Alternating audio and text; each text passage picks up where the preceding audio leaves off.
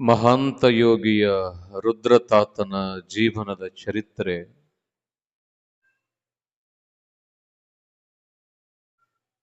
ಇದು ಎಂಥದ್ದು ಅಂದ್ರ ಬಹುಶಃ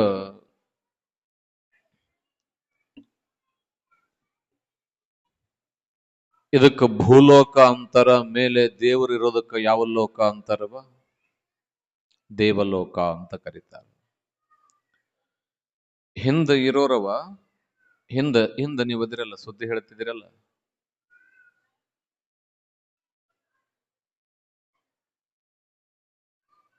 ಹಿಂದ ಮಾತಾಡೋರು ನೀವು ಇದೇ ಮಠದಾಗ ಇರಿ, ಬೇರೆ ಮಠದಾಗಿಲ್ಲ, ಮಾತಾಡ್ಬೇಡ, ಒಟ್ಟ ಸುಮ್ಮನೆ ಕೇಳ್ರಿ ಆರಾಮಾಗಿ.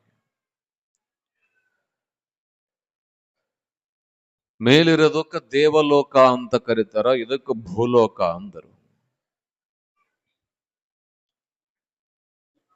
ದೇವಲೋಕದಲ್ಲಿ ದೇವರುಗಳು ಅಮರರಾಗೋದಕ್ಕೆ ಶಿವ ಸಾಂಬ ಜಯ ನಮ ಪಾರ್ವತೀಪತಿ ಶಿವರ ಹರ ಮಹಾದೇವ. ಆಲ್ವೀಯ ಮಹಂತ ಶಿವಯೋಗಿ ಮಹಾರಾಜ ಕಿ, ರುದ್ರಮುನೇಶ್ವರ ಮಹಾರಾಜ ಕಿ, ವಿರೂಪಾಕ್ಷತಾತ ಮಹಾರಾಜ ಕಿ. ಶಿವ ಸಾಂಬ ಜಯ ನಮ ಪಾರ್ವತೀಪತಿ ಶಿವರ ಹರ ಮಹಾದೇವ.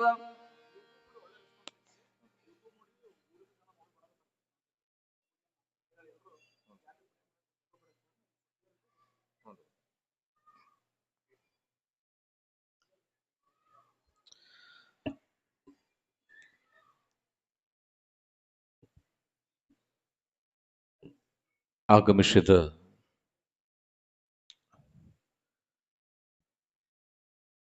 ಶಿವಯೋಗಿ ತ್ರಯರಿಗೆ ಆ ಪುಣ್ಯ ಪಾದಗಳಲ್ಲಿ ಅನಂತ ಕೋಟಿಯ ಭಕ್ತಿಯ ನಮನಗಳನ್ನ ಸಮರ್ಪಿಸಿ ಆ ಪೂಜ್ಯರನ್ನ ಜೋರಾದ ಚಪ್ಪಾಳೆಯ ಮುಖಾಂತರವಾಗಿ ವೇದಿಕೆಗೆ ಸ್ವಾಗತ ಮಾಡೋಣ.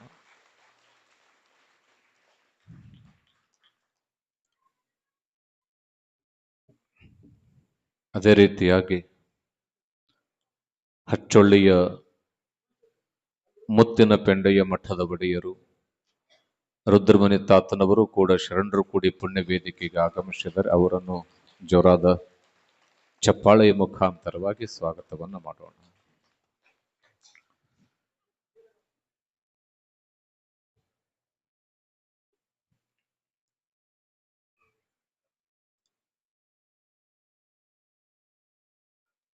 ರುದ್ರತಾತನವರ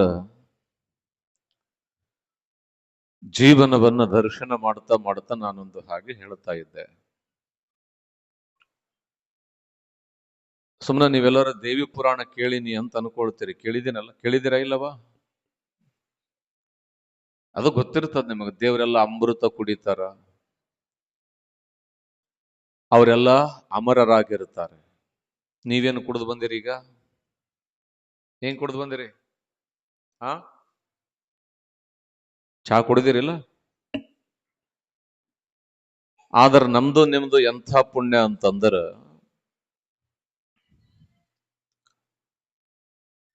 ಮೇಲೆ ಇರತಕ್ಕಂತಹ ಸಾಕ್ಷಾತ್ ದೇವರಿಗೂ ಸಿಗದಿರುವ ಪರಮಾದ್ಭುತದ ಅಮೃತ ಅಂದ್ರ ಅದು ಮಹಂತ ರುದ್ರತಾತನ ಪುಣ್ಯನಾಮ.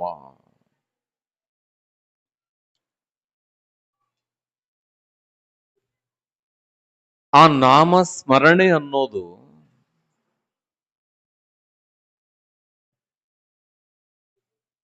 ಈ ಮನುಷ್ಯನನ್ನ ಈ ಭೂಮಿಯಲ್ಲಿ ಸದಾವಕಾಲ ಅಮರನಾಗಿ ಇರೋದಕ್ಕೆ ಕೃಪೆ ಮಾಡುತ್ತದೆ, ಆನಂದವಾಗಿರೋದಕ್ಕೆ ಕೃಪೆ ಮಾಡುತ್ತದೆ.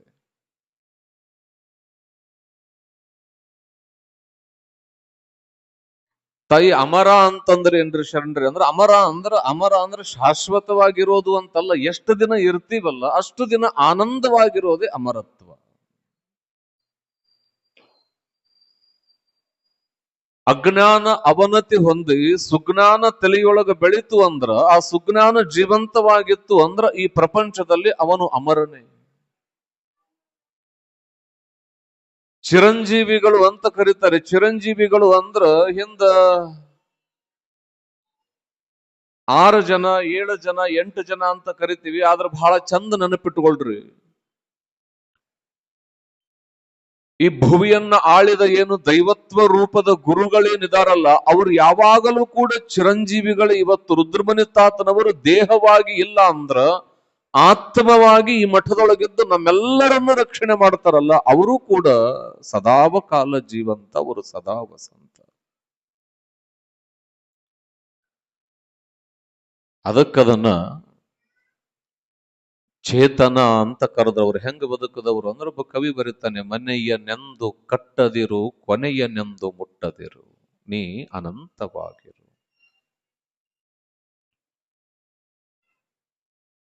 ಆಗ ಅನಂತರಾದವರಲ್ಲಿ ಬಹಳ ದೊಡ್ಡ ಶ್ರೇಷ್ಠ ಗುರುವರಿಯರ ಸಾಲಿನಲ್ಲಿ ಬರತಕ್ಕಂಥವರು ಅಂತಂದ್ರೆ ಅದು ಮಹಂತ ಶಿವಯೋಗಿಗಳು, ರುದ್ರಮುನಿ ಶಿವಯೋಗಿಗಳು.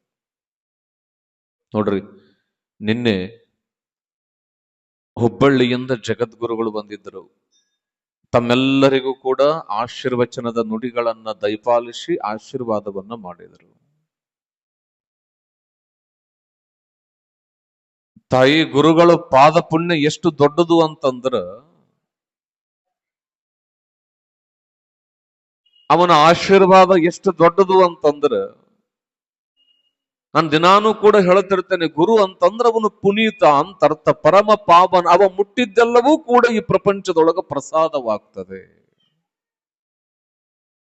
ಇವತ್ತು ಗುಡಿಗಳಿದ್ರು ಮಠಗಳು ಯಾಕೆ ಬೇಕು ಅಂದ್ರ, ನೀನು 1000 ಸಾರಿ ಗುಡಿಗೆ ಹೋದ್ರ ದೇವರೆದ್ದು ಯಾವತ್ತು ನಿನ್ನ ಊಟ ಆಗೈತೇನೋ ಅಂತ ಕೇಳಂಗಿಲ್ಲ. ಕೇಳ್ತಾನೇನವ? ಈಶ್ವರನ್ ಸೋಮವಾರ ಅದ್ಯಾವ್ದು ಗುಡಿಗೆ ಹೋಗ್ತೇವೆ, ಸ್ಟೇಟಸ್ ಬೇರೆ ಇಡ್ತೀರಿ, ಸೋಮವಾರ ಈಶ್ವರದ್ದು, ಮಂಗಳವಾರ ಯಾರ್ದವ? ತಾತ ಕುಂದ್ರ ಮತ್ತ ನೆಕ್ಸ್ಟ್ ಅಚ್ಚೋಳಿ ಮಠಕ್ಕೆ ತಾತ ಆಗತ್ತ. ಮಂಗಳವಾರ ದೇವಿದು, ಬುಧವಾರ ಒಂದ್ ಇಡ್ತೀವಿ. ನೀವು ಅದರಾಗ ಇತ್ತೀಚೆಗೆ ವಾರಕ್ಕೊಂದು ದೇವರು ಮಾಡ್ಕೊಂಡಿರಿ, ವಾರಕ್ಕೊಂದು ದೇವರು. ಶುಕ್ರವಾರ ಒಂದು ಬ್ಯಾರೆ, ಶುಕ್ರವಾರ ನಿಮ್ ಫೇವ್ರೆಟ್ ದೇವರು ಯಾವುದು? ಲಕ್ಷ್ಮಿ ಇಡ್ತೀರಿ. ಶನಿವಾರ ಆಂಜನೇಯಂದು ಇಡ್ತೀರಿ. ಆಯ್ತವಾರ ಅಷ್ಟು ಮರೆತು ಗಂಡ ಹೆಂಡತಿ ಮಕ್ಕಳು ಕೂಡಿ ಪಿಕ್ಚರ್ಗೆ ಹೋಗ್ಬಿಡ್ತೀರಿ. ಆ ದೇವ್ರಿಲ್ಲ, ಅವತ್ತೇನು ಬೇಡ, ಎಲ್ಲ ಫುಲ್ ರಜಾ. ಅವತ್ತು ಯಾವ ದೇವ್ರಿಲ್ಲ, ಏನಿಲ್ಲ, ಫಿಲ್ಮ್ಗೆ ಹೋಗೋದು, ಆರಾಮಾಗಿರೋದು. ಎಲ್ಲ ದೇವ್ರಿಗೂ ರಜಾ ಕೊಡ್ತೀರಿ. ಇರ್ಲಿ, ಏನು ತಪ್ಪೇನಿಲ್ಲ. ನೀವು 100 ದೇವರುಗಳು ನಾಮದಿಂದ ಕರೆದ್ರು, ಎಲ್ಲ ದೇವರುಗಳು ವಿಭಿನ್ನವಾಗಿದ್ರು ಕೂಡ ಚೇತನ ಅನ್ನೋದು ಒಂದೇ. ಅದಕ್ಕೆ ಹೇಳ್ತಾರಲ್ಲ, ಒಬ್ಬನಿಬ್ಬನೆಂದು ಉಬ್ಬಿ ಮಾತನಾಡಬೇಡ, ದೇವನೊಬ್ಬನೇ ಜಗಕ್ಕೆ ಕಾಣಿರು. ಹಿಂದಿನ ವಿರೂಪಾಕ್ಷಲಿಂಗ ಶಿವಯೋಗಿಗಳು ಬಂದ ಭಕ್ತನ ಕೊರಳೊಳಗ ಲಿಂಗ ಯಾಕೆ ನೋಡ್ತಿದ್ರು ಅಂದ್ರೆ 333 ಕೋಟಿ ದೇವತೆಗಳ ದಿವ್ಯ ಚೇತನ ಯಾವುದರಲ್ಲಿ ಅಡಕಗೊಂಡಿರ್ತದೆ ಅಂದ್ರೆ ಗುರು ಕೊಟ್ಟಿರುವ ಲಿಂಗದಲ್ಲಿ. ಅದಕ್ಕೆ ನಿಮಗೇನು ಹೇಳಿದ್ರು? ಕೊರಳಾಗ ಏನ್ ಹಾಕೋರಿ ಅಂತ ಹೇಳಿದ್ರವ? ಲಿಂಗ, ಹಣಿಮ್ಯಾಗ ಕುಂಕುಮ, ತಲೆ ಮೇಲೆ ಇವೆಲ್ಲ ಸಂಸ್ಕಾರಗಳು ಯಾಕೆ ಕೊಟ್ರು ಅಂದ್ರೆ ನಿಮ್ಗ ಕಟ್ಟಳೆ ಅಂತ ಕಟ್ ಹಾಕೋಕಂತಲ್ಲ, ನಿಮ್ಮನ್ನ ದೇವರನ್ನಾಗಿ ಮಾಡಿದ್ದು ಯಾವುದು ಅಂತಂದ್ರ ಈ ಸಂಸ್ಕಾರ. ಬಟ್ಟೆ ಕೇವಲ ಬಟ್ಟೆ ಅಷ್ಟೇ ಅಲ್ಲ, ಬಟ್ಟೆ ಭೂಷಣ ಅಲ್ಲ, ಬಟ್ಟೆ ಭವಿಷ್ಯನ ನಿರ್ಧಾರ ಮಾಡತಕ್ಕಂತ ಒಂದು ದೊಡ್ಡ ಶಕ್ತಿ ಅದು. ನಿಮ್ಮ ಹಣಿ ಮೇಲೆ ವಿಭೂತಿ ಕೊಟ್ರು, ನಿಮಗ ಕುಂಕುಮ ಕೊಟ್ರು, ಕಿವಿಗೇನು ಕೊಟ್ರು? ಓಲೆ ಕೊಟ್ಟು. ಇವನ್ನೆಲ್ಲ ಯಾಕೆ ಕೊಟ್ರು ಅಂದ್ರ, ಇವನ್ನೆಲ್ಲ ಕೊಟ್ಟು ನಿಮ್ಮಲ್ಲಿ ದೈವತ್ವದ ಶಕ್ತಿಯನ್ನ ಈ ಭವ್ಯ ಭಾರತ ಕಂಡುಕೊಳ್ಳುತ್ತೋ. ಒಂದು ಹೆಣ್ಣು ಎಲ್ಲಿ ನಗತದ, ಯಾವ ಮನೆಯೊಳಗ ಆನಂದವಾಗಿರುತ್ತದ, ಆ ಮನೆ ಸಾಕ್ಷಾತ್ ದೇವಾಲಯ ಅಂತ ಕರೆತು. ಯಾವುದೇ ಜಗತ್ತೇ ಬೆಳಗಬೇಕಾಗಿದ್ರು ನಿಮ್ಮನ್ನ ಮುಂದಿಟ್ಟೇ ಈ ಭವ್ಯ ಭಾರತದ ಸಂಸ್ಕಾರ ಇಲ್ಲಿ ತನಕನೂ ಕರ್ಕೊಂಡು ಬಂತು. ನಿನ್ನೆ ಜಗದ್ಗುರುಗಳು ಬರಬೇಕಾಗಿತ್ತು ಅಂತಂದ್ರೆ ಮತ್ತೆ ನಮ್ಮನ್ನ ಕರೆದರ್ ಖರೆ, ಕಳಸ ಹಿಡ್ಕೊಂಡು ನೀವು ನಿಂತ್ಕೊಂಡಿದ್ರೆ ನಾವು ನಿಂತ್ಕೊಂಡಿದ್ವಿ. ಯಾರಿದ್ರು? ನೀವೇ ಅಲ್ಲ. ಅಂದ್ರ ಇಡೀ ಪ್ರಪಂಚ, ಎಷ್ಟೋ ಸಾವಿರ ದೇಶಗಳೆಲ್ಲವೂ ಕೂಡ ನಿಮ್ಮನ್ನ ಅಬಲೆ ಅನ್ನುವ ಕಾಲದಲ್ಲಿಯೇ ನಿಮಗ ದೈವತ್ವದ ಚಿತ್ಕಳೆಯನ್ನು ಕೊಟ್ಟ ನಾಡು ಅಂದ್ರ ಈ ಭವ್ಯ ಭಾರತ, ಈ ಭಾರತದ ಸಂಸ್ಕಾರ. ಮನಿ ಕಟ್ಸಿದ್ರು ನೀವ ಪಾದಿಡ್ತೀರಿ, ಎಲ್ಲಾ ದೇವರುಗಳಿಗೂ ಕೂಡ ನಿಮ್ಮ ಹೆಸರು ಇಟ್ಟಿದಾರ, ಪ್ರಕೃತಿಗೂ ನಿಮ್ಮ ಹೆಸರು ಇಟ್ಟಿದ್ದಾರೆ. ಯಾಕೆ ಅಂದ್ರ ಇದು ಬೆಳಗು, ಇದು ಶಕ್ತಿ, ಸ್ತ್ರೀ ಶಕ್ತಿ ಅಂತ ಕರೆದ್ರು. ಅಂಥ ಪವಿತ್ರವಾಗಿರುವ ಮಹಾ ಸಂಸ್ಕಾರವನ್ನ ರುದ್ರಮುನಿ ತಾತನವರು ಏನು ಮಾಡಿದ್ರು ಅಂತಂದ್ರೆ ಕೇವಲ ಮಠದೊಳಗೆ ಕುಳಿತುಕೊಂಡು ಅಷ್ಟೇ ಅಲ್ಲ, ಗ್ರಾಮದಿಂದ ಗ್ರಾಮಕ್ಕೆ, ರಾಜ್ಯದಿಂದ ರಾಜ್ಯಕ್ಕೆ ನಿತ್ಯವೂ ಕೂಡ ಸಂಚಾರವನ್ನ ಮಾಡ್ತಾ ಮನೆ ಮನೆಗಳಿಗೆ ಹೋಗಿ ಶಿವಾನುಭವವನ್ನ ಮಾಡುವ ಕಾರ್ಯಕ್ರಮವನ್ನ ಮಾಡಿದರು. ಹಿಂದಿನ ಅಜ್ಜವರು ಕೂಡ ಅಷ್ಟೇ, ನನಗೆ ದೊಡ್ಡವರು ಹೇಳ್ತಿರ್ತಾರೆ, ನಮ್ಮ ಅಪ್ಪವರೆಲ್ಲ ಇಲ್ಲೆಲ್ಲ ಶಿವ ಮಾಡಿದಾರ, ಅವರೆಲ್ಲ 5-6 ವರ್ಷ ಇದ್ದವ್ರು ಅಂತಿರ್ತಾರೆ. ನಿಮ್ಗೆಲ್ಲರಿಗೂ ಕೂಡ ಗೊತ್ತಿರ್ತದೆ ವಿರೂಪಾಕ್ಷ ಶಿವಯೋಗಿಗಳು ಹೆಂಗಿದ್ರು ಅಂದ್ರೆ 4 ಮಂದಿ ಕುಂತ್ಕೊಂಡು ಬಿಟ್ರೆ ಸಾಕು, ಅವ್ರಿಗೊಂದು ವಚನ ಹೇಳೋದು, ಅದರ ತಾತ್ಪರ್ಯವನ್ನ ಹೇಳೋದು ಅವ್ರದ್ದೊಂದು ಲಕ್ಷಣ. ಯಾಕೆ ಅಂತಂದ್ರ ಗುರು ಆದವನು ಮೂಲವಾಗಿ ನಮ್ಮ ನಿಮ್ಮಗಳಿಗೆ ಸಂಸ್ಕಾರವನ್ನ ಕೊಡ್ತಕ್ಕಂತ ಒಂದು ದೊಡ್ಡ ಶಕ್ತಿಯಾಗಿತ್ತು. ರುದ್ರಮುನಿ ತಾತನವರು ಕೇವಲ ಭಿಕ್ಷೆ, ಒಂದು ಊರಿಗೆ ಭಿಕ್ಷೆ ಬೇಡಕ್ ಬಂದಿದ್ದಾರೆ ಅಂತಂದ್ರ ಕೇವಲ ಭಿಕ್ಷೆಯನ್ನ ಮಾಡ್ಕೊಂಡು ಅವ್ರು ಹೋಗ್ತಿರ್ಲಿಲ್ಲ. ಈಗ ಅಪ್ಪವ್ರು ಪಾದಯಾತ್ರೆ ಮಾಡ್ತಾರೆ, ಪಾದಯಾತ್ರೆ ಮಾಡಿ ಬರೋದಿಲ್ಲ, ಮತ್ತಲ್ಲಿ ಕುಳಿತುಕೊಂಡು ನಿಮಗೆ ಏನೇನೆಲ್ಲ ಉಪದೇಶ ಯಾಕೆ ಕೊಡ್ತಾರೆ ಅಂದ್ರೆ ಉಪದೇಶ ನಮ್ಮನ್ನ ನಿಮ್ಮನ್ನ ಒಳ್ಳೆಯ ಹಾದಿಯ ಕಡೆ ಕರ್ಕೊಂಡು ಹೋಗ್ತದೆ ಅನ್ನೋದು ಅವರ ಸಂಕಲ್ಪ. ನೋಡ್ರಿ ಎಷ್ಟು ಚಂದ ಕುಳಿತಿದೀವಿ. ಈ ವೈಭವ ಎಲ್ಲಾದ್ರೂ ಜಗತ್ನಾಗ, ಈ ಸಂಸ್ಕಾರ, ಈ ಆನಂದ ಯಾವ ಜಾಗದ್ರಾಗಾದ್ರೂ ಸಿಗುತ್ತೇನವ? ಸಿಗುತ್ತೇನ್ರಿ? ನಿಮ್ಮ ಮಕ್ಕಳನ್ನ 1 ಲಕ್ಷ ಕೊಟ್ಟು ಪ್ರೈವೇಟ್ ಸ್ಕೂಲ್ಗೆ ಹಾಕ್ಸಿದ್ರು ಕೂಡ ವೇದಿಕೆ ಮೇಲೆ ಡ್ಯಾನ್ಸ್ ಮಾಡಿಸ್ತಿರ್ತಾರೋ ಇಲ್ಲೋ? ನಿಮ್ಗೆ ಎಲ್ಲಿ ಮಠ ಸಮಾಧಾನ ಇರಂಗಿಲ್ಲ ಅಂದ್ರೆ ನಿಮ್ಮ ಮಗಳದ ಬರೋ ಮಠ ಸಮಾಧಾನನೇ ಇರಂಗಿಲ್ಲ. ನಿಮಗೆ ಇಲ್ಲಿ ನಿಮ್ಮ ಮಗನ ದರ ಬರ್ಬೇಕು, ನಿಮ್ಮ ಮಗಳ ದರ ಬರ್ಬೇಕು. ಇಲ್ಲಿ ದುಡ್ಡು ಕೊಟ್ಟು ಬಂದು ಕುಂತಿಲ್ಲ, ಇಲ್ಲಿ ಏನು ಕೊಟ್ಟಿದೀವಿ ಅಂದ್ರೆ ರುದ್ರತಾಂತದ ಮನಸ್ಸು ಕೊಟ್ಟಿವಲ್ಲ, ಆ ಮನಸ್ಸನ್ನು ಶುದ್ಧ ಮಾಡಿ ನೆಮ್ಮದಿ ಮಾಡಿ ನಮಗ ಆಶೀರ್ವಾದ ಮಾಡ್ತಾನಲ್ಲ. ಈ ತಾಣ, ಈ ಆಶೀರ್ವಾದ, ಈ ಸಂಪತ್ತು, ಈ ಸಂಸ್ಕಾರ ಇನ್ನೊಂದು ಜಾಗದಾಗ ನಮಗ ಸಿಗೋದಕ್ಕೆ ಸಾಧ್ಯ ಇಲ್ಲ. ಎಲ್ಲಿ ಹೋಗಿ ಕೂಡುತ್ತೀರಿ? ಬಹಳ ದೊಡ್ಡ ಆಸ್ಪತ್ರೆ ಐತಿ ಅಂತೇಳಿ ಅಲ್ಲಿ ನೆಮ್ಮದಿ ಇರ್ತದೇನವ? ದುಡ್ಡಿದ್ದವ ಬಹಳ ದೊಡ್ಡ ಆಸ್ಪತ್ರೆಯೊಳಗೆ ಹೋಗಿ ಹೆಂಡತಿನ ಹಾಕ್ಬೋದು, ಮಕ್ಕಳನ್ನ ಹಾಕ್ಬೋದು. ಒಂದು ಮಾತು ನೆನಪಿಟ್ಟುಕೊಳ್ರಿ, ನಾಳೆ ರೋಗ ಬಂತು ಅಂತಂದ್ರ, ಕಷ್ಟ ಆಯ್ತು ಅಂತಂದ್ರ, ದುಡ್ಡು ಇರ್ಲಿ ಅಂತ ಹೇಳಿ ಎಷ್ಟು ಕೋಟಿ ಲಕ್ಷಗಳನ್ನ ದುಡ್ಡು ಮಾಡ್ತಿರಲ್ಲ, ಆ ದುಡ್ಡಿನ ಜೊತೆಗೆ ಆ ರೋಗ ಬಂದ್ರ ವಾಸಿ ಆಗಬೇಕಂತ ಪುಣ್ಯವನ್ನೂ ಕೂಡ ನಾವು ಸಂಪಾದನೆ ಮಾಡಬೇಕು. ಅದಕ್ಕೆ ಹೇಳ್ತಾರೆ ಪುಣ್ಯವನ್ನೇ ಮಾಡು. ಏನ್ ಮಾಡವ? ಪುಣ್ಯವನ್ನೇ ಮಾಡು. ಹೆಂಗ್ ಮಾಡೋದು? ಅದಕ್ಕೆ ಅವ್ರು ಬರೀತಾರ, ಹರನ ಗುರುವಿನ ಅಡಿವಿಡಿ. ಏನು ಪುಣ್ಯವನ್ನೇ ಮಾಡು ಅಂದ್ರೆ ಏನೋ ಮಾಡ್ಬೇಕಂತೇನಲ್ಲ, ಒಬ್ಬ ಗುರುವಿನ ಅಡಿಯನ್ನ ಹಿಡಿದು ಬಿಟ್ರೆ ಸಾಕು ಪುಣ್ಯ ಬರುತ್ತದೆ ಅಂತ ನಿಜಗುಣ ಶಿವಯೋಗಿಗಳು ಹೇಳ್ತಾರೆ. ಎರಡನೇದ್ದು ಬಹಳ ಚಂದ ಹೇಳಿದ್ರು, ಶಾಂತರೋಳು ಒಡನಾಡು. ಒಳ್ಳೆ ವ್ಯಕ್ತಿಗಳ ಜೊತೆ, ಒಳ್ಳೆ ಭಾವನೆ ಇದ್ದವರ ಜೊತೆ ಸಂಘ ಮಾಡಬೇಕು. ಯಾಕೆ ಅಂದ್ರ ಆ ಭಾವ, ಆ ಸಂಘ ನಿನ್ನನ್ನ ಎತ್ತರದ ಮಟ್ಟಕ್ಕೆ ಕರ್ಕೊಂಡು ಹೋಗ್ತದೆ. ಅದಕ್ಕೆ ರುದ್ರಮುನಿ ತಾತನವರು ಯಾರದ ಮನೆಗೆ ಹೋದ್ರು ಕೂಡ ಒಳ್ಳೆಯ ಬೋಧನೆ ಮಾಡೋದು, ಒಳ್ಳೆಯ ಪಾಠ ಪ್ರವಚನಗಳನ್ನ ಪ್ರತಿಯೊಬ್ಬ ಭಕ್ತರಿಗೆ ನೀಡೋದು.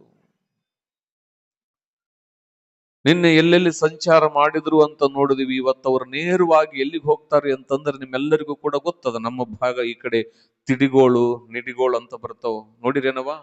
ತಿಡಿಗೋಳಲ್ಲಿ ಗುರುಗಳದ ಶಾಲೆನೂ ಕೂಡ ಅದ. ರುದ್ರಮುನಿ ತಾತನವರ ಹೆಸರಲ್ಲಿ ಶಾಲೆ ಅದ, ತಾಯಿ ಶ್ರೀಮಠದ್ದು ಒಂದು ಸಂಸ್ಥೆ ಅದ. ಅದನ್ನು ಕೂಡ ಇಷ್ಟು ಚಂದ ಗುರುಗಳು ನಿಭಾಯಿಸ್ಕೊಂಡು ಹೋಗ್ತಿದ್ದಾರೆ ಅಂತಂದ್ರೆ ಯಾಕೆ ಅಂದ್ರೆ ಮಠ ಅಂತಂದ್ರ ಅಲ್ಲಿ ಸಾಂಸ್ಕೃತಿಕ, ಆಧ್ಯಾತ್ಮಿಕ, ಶೈಕ್ಷಣಿಕವಾಗಿ ಮಠ ಈ ನಾಡಿಗೆ ಏನೆಲ್ಲ ಕೊಡುಗೆಗಳನ್ನ ಕೊಡಬೇಕಲ್ಲ, ಅದನ್ನೆಲ್ಲ ಕೊಡುಗೆಗಳನ್ನ ಈ ಚೀಕಲಪರವಿಯ ಮಠ ನಾಡಿನ ಜನಮಾನಸಕ್ಕೆ ಕೊಡ್ತಾನೆ ಬರ್ತಾ ಇದೆ. ಈಗಲೂ ಕೂಡ ತಿಡುಗೊಳಗ್ ಹೋದ್ರಿ ಅಂತಂದ್ರೆ ರುದ್ರಮುನಿ ತಾತನವರ ಭಕ್ತರು ಮನೆಗೂ ಕೂಡ ಸಿಗುತ್ತಾರೆ. ಆ ಭಾಗದೊಳಗೆ ಎಲ್ಲರೂ ರುದ್ರಮುನಿ ತಾತನವರ ಭಕ್ತರು. ಬಹುಶಃ ಆ ಭಾಗದೊಳಗೆ ಇಟ್ಟಷ್ಟು ರುದ್ರಮುನಿ ತಾತನವರ ಹೆಸರನ್ನ ನಾನು ಯಾವ ಭಾಗದೊಳಗೂ ನೋಡಿಲ್ಲ. ಅಲ್ಲಿ ಭಿಕ್ಷೆ ಮಾಡ್ಬೇಕಾದ್ರ ಅಪ್ಪ ಅವ್ರು ಯಾರದಾದ್ರೂ ಒಬ್ರು ಮನೆಯೊಳಗೆ ಕುಳಿತುಕೊಂಡ್ರು ಅಂತಂದ್ರ ಅಲ್ಲೆಲ್ಲರೂ ನೀವ್ ಹೆಂಗ ಕುಳಿತಿದ್ರಲ್ಲ ಹಂಗ ಹೋಗ್ತಿದ್ರು, ಮುಂದೆ ಕುಂದ್ರತಿದ್ರು, ಚಂದ ಪ್ರವಚನ ಕೇಳ್ತಿದ್ರು.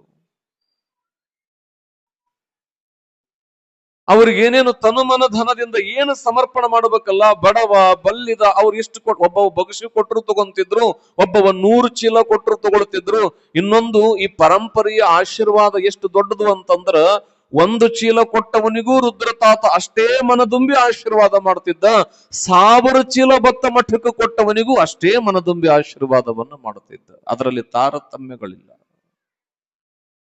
ಯಾಕೆ ಅಂದ್ರೆ ದೇವರು ದಾನ ಅಂದ್ರೆ ಏನವ, ಕೊಡಬೇಡ, ನಿನಗ ಹೊರೆ ಹಾಗಂಗನೋ ಸಾಲ ಮಾಡಿನೋ ಕೊಡಕ್ ಹೋಗ್ಬೇಡ, ಕೊಡಬೇಡ, ಕೊಡದಿರಬೇಡ. ಸೊಡರೆಣ್ಣೆ ತೀರಿದರೆ ಕೊಡನೆತ್ತಿ ಒಯ್ವರೆ, ಕೊಡಬೇಡ ಕೊಡದಿರಬೇಡ, ಧರ್ಮವ ಬಿಡಬೇಡ ಎಂದ ಸರ್ವಜ್ಞ. ಯಾರನ್ನು ಕೂಡ ಬಾಯಿ ತರದು ರುದ್ರಮುನಿ ತಾತನವರು ನೀನ್ ಇಷ್ಟೇ ಕೊಡಬೇಕು ಅಂತ ನಿಗದಿ ಮಾಡದವರಲ್ಲ. ಸುಮ್ಮನೆ ಮಠ ಪರಿಪೂರ್ಣವಾಗಿ ಬಂದ ಭಕ್ತನಿಗೆ ಏನೆಲ್ಲವನ್ನು ಕೊಡಬೇಕು ಅದನ್ನೆಲ್ಲವನ್ನು ಭಕ್ತರು ಕೊಡುತ್ತಿದ್ರು. ಆಶೀರ್ವಾದ ಮಾಡೋದು, ಮುಂದಕ್ಕೆ ಹೋಗೋದು, ತಿರುಗೋಳು ನಿಡಿಗೋಳು ಆ ಭಾಗದ ಎಲ್ಲವನ್ನ ಮುಗಿಸ್ಕೊಂಡು ಆ ಕಡೆ ಎಲ್ಲಾ ಗ್ರಾಮಗಳನ್ನ ಮುಗಿಸಿ ಅವರು ಎಲ್ಲಿಗೆ ಬರ್ತಿದ್ರು ಅಂದ್ರೆ ಆ ಭಾಗದೊಳಗ ಬಪ್ಪೂರು ಅಂತದ, ಅದರ ಬಹುಶಃ ಅದ್ರ ಮೇಲೇನು ಹೋಗ್ಕೋತು, ಗೊಂಡ ಬಪ್ಪೂರ್ ಅಂತ ಬರ್ತಾವ. ಬಪ್ಪೂರು ಗ್ರಾಮಕ್ಕೆ ಬರ್ಬೇಕಾದ್ರ ಅಪ್ಪ ಅವರು ಬಂಡಿ ಒಳಗ ತಿರುಗಾಡೋದು. ಬಂಡಿ ಈಗ ಯಾರ ಮನ್ಯಾಗ ಬಂಡಿ ಇಲ್ಲಲ್ಲವ, ಅದಾವೇನವ, ಅದ ಬಂಡಿ ಅದಾವ ಮನ್ಯಾಗ. ಇನ್ನು ಈ ಕಡೆ ಪುಣ್ಯ ಯಾರ ಮನೆಗೆ ಇವತ್ತು ಎತ್ತುಗಳು ಇಲ್ಲ, ಆಕಳಂತರು ಆಕಳದವ ಇಲ್ಲ, ನೀವ್ ಇಲ್ಲಿ ಎದಿರಿಲ್ಲ ಏನ್ ಹೋಗ್ಬಿಟ್ರಿ? ಮತ್ ಮಾತಾಡ್ರಿ. ನಾನು ಒಬ್ಬನೇ ಮಾತಾಡಕತ್ತೀನಿ, ಧಾರವಾಡದಾಗ ಮಾತಾಡ್ದಂಗ ಹೋಗ್ಲಿ. ನಾನು ಅಲ್ಲೇ ಇದ್ದೆ, ಹೆಂಗ ನಾ ಕಲಿಯಾಕ ಸ್ವಲ್ಪ ರೂಢ ಐತಿ ಅಂತ ನಡೀತತಿ. ಆಕಳಿಲ್ಲ, ಎತ್ತುಗಳು ಕಡಿಮೆ ಆಗಿದ್ದಾವ. ಈಗ ಎಷ್ಟು ಒಳ್ಳೆಯವರಾಗಿದ್ದೀರಿ ನೀವುಗಳು ಅಂತಂದ್ರ, ಇದ್ದು ಹೊಲ ಮಾರಿ ಮಧ್ಯಾಹ್ನಕ್ಕೆ ಅದನ್ನ ಹೊಲ ಮಾರಿ ನನ್ನ ಮಗ ಕಲಿತಾನ್ರಿ ಅಜ್ಜೋರ್ ಅಂತೇಳಿ ಮಗನ ಕರ್ಕೊಂಡು ಮಾನವಿಗೆ ಸೆಟ್ಲ್ ಆಗಿಬಿಡ್ತೀರಿ. ವಯಸ್ಸಾದವ್ರು ಯಾರಾದ್ರೂ ತಂದೆ ತಾಯಿಗಳಿದ್ರೆ ಅವ್ರನ್ನ ಊರಾಗ ಬಿಡೋದು, ಸಿಂಧನೂರಾಗ ಸೆಟ್ಲ್ ಆಗೋದು, ಇಲ್ಲಾಂದ್ರೆ ಬೆಂಗಳೂರಿಗೆ ಹೋಗೋದು. ಹೊಲ ನೀವೆಷ್ಟು ಮಾರ್ತೀರಿ ಮಾರ್ರಿ, ಮುಂದೆ ನಿಮ್ಮನ್ನ ನೀವ ಮಾರ್ಕೊಂಡ್ರು ಒಳ್ಳೆ 1/2 ಎಕರೆ ಹೊಲ ತಗೊಳಕ್ ಆಗೋದಿಲ್ಲ ನಿಮಗೆ ಒಂದೇ ಮಾತು ಹೇಳ, ಇನ್ನು ಒಂದ್ 20-25 ವರ್ಷದಾಗ ಎಲ್ಲ IT ಹೋಗ್ತಾವು, ಇವು ಏನೇನು ಹೋಗ್ಯಾರಲ್ಲ ಎಲ್ಲ ಹೋಗ್ತಾವು. ಜಗತ್ತಿನೊಳಗ ಮತ್ತೆ ನಮ್ಮನ್ನ ಪ್ರೀತಿಯಿಂದ ಅಪ್ಪಿಕೊಂಡು ನಮಗೆ ಬದುಕು ಕೊಡುವ ದೊಡ್ಡ ದೊಡ್ಡ ಕಾಯಕ ಅಂದ್ರೆ ಅದು ಕೃಷಿ ಕಾಯಕ ಅನ್ನೋದನ್ನ ಅರ್ಥ ಮಾಡ್ಕೋಬೇಕು. ನೀವು ಹೆಂಗಾಗಿದ್ದೀರಿ ಅಂತಂದ್ರ ಅಷ್ಟು ಕೆಳಮಟ್ಟಕ್ಕೆ ನಾನು ಹಿಂಗ್ ಹೇಳ್ತಿದ್ದೀನಿ ಅಂತೆಲ್ಲ ನೋಡ್ತಿದ್ದೀನಿ. ಬಹುಶಃ ಬರೀ ಅದು ವೇದಿಕೆ ಮೇಲೆ ಬಹಳ ಜನ ಮಾತಾಡುತ್ತಿದ್ದಾರೆ ಅದ್ರ ಬಗ್ಗೆ. ಆದರೆ ನೀವುಗಳದನ್ನ ಬಹಳ, ಇವತ್ತು ಕನ್ಯಾ ಕೊಡ್ಬೇಕಾದ್ರೆ ಹೊಲ ಮಾಡೋರಿಗೆ ಕೊಡ್ತೀರೇನವ? ನೀವು ಕೊಡ್ತೀರ? ಮಕ್ಕ ದಕ್ಷಿಣಕ್ ಮಾಡ್ತಾರ, ಹುಡುಗಿ ಏನ್ ಮಾಡ್ತಾನ? ಹೊಲ ಮಾಡ್ತಾನಂತ್ರಿ ಬೇಡ. ಮತ್ ಏನ್ ಮಾಡ್ಬೇಕ ಅವನು? ಚಟ ಮಾಡ್ಬೇಕ?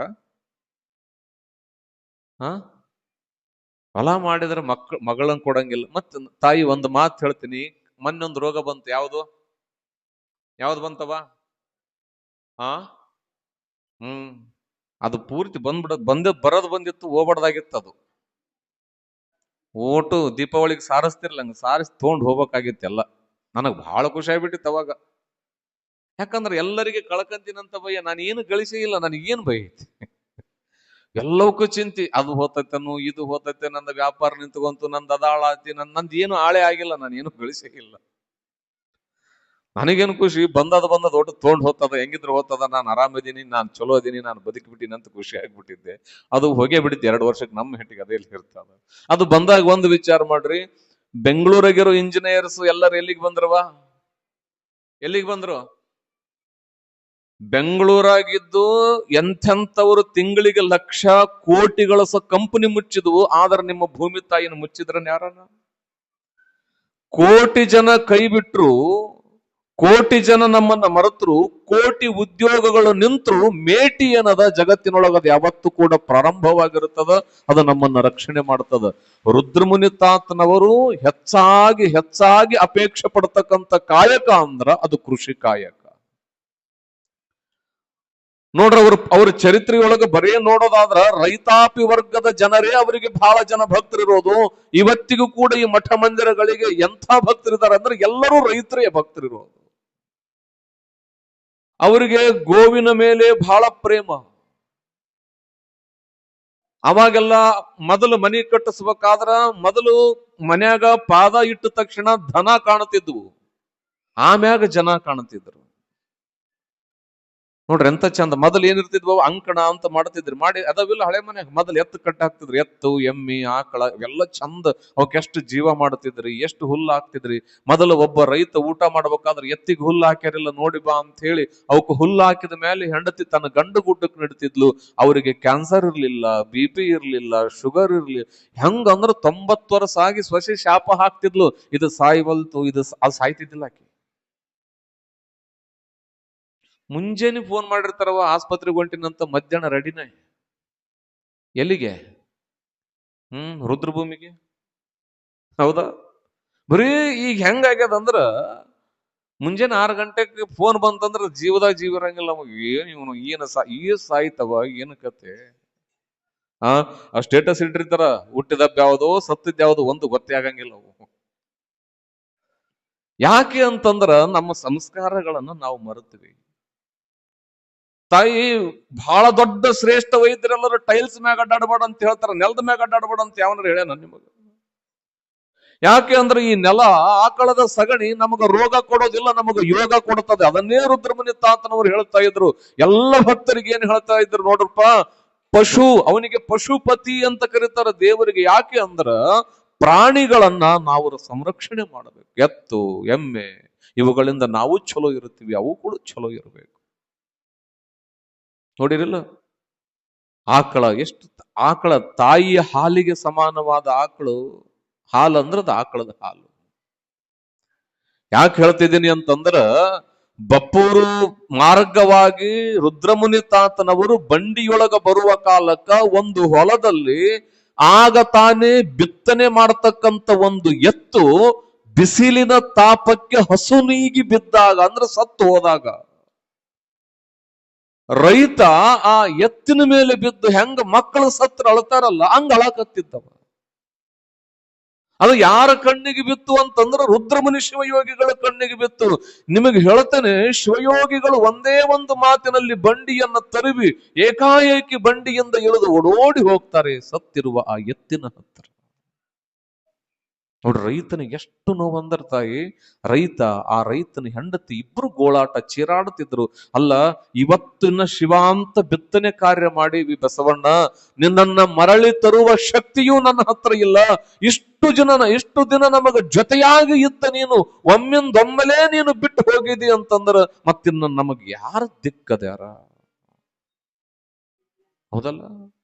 ಯಾವತ್ತ ಅವಾಗ ಬಾಂಧವ್ಯತೆಗಳು ಹೆಂಗಿದ್ವು ಅಂತಂದ್ರ, ಪ್ರಾಣಿಗಳೇನಾದ್ರೂ ಹಸುನಿಗಿದ್ರೆ ಎಷ್ಟೋ ಜನ ತಿಂಗಳು ತನ ಊಟ ಮಾಡಿಲ್ಲ ಅವಾಗಿನ ಕಾಲದೊಳಗ.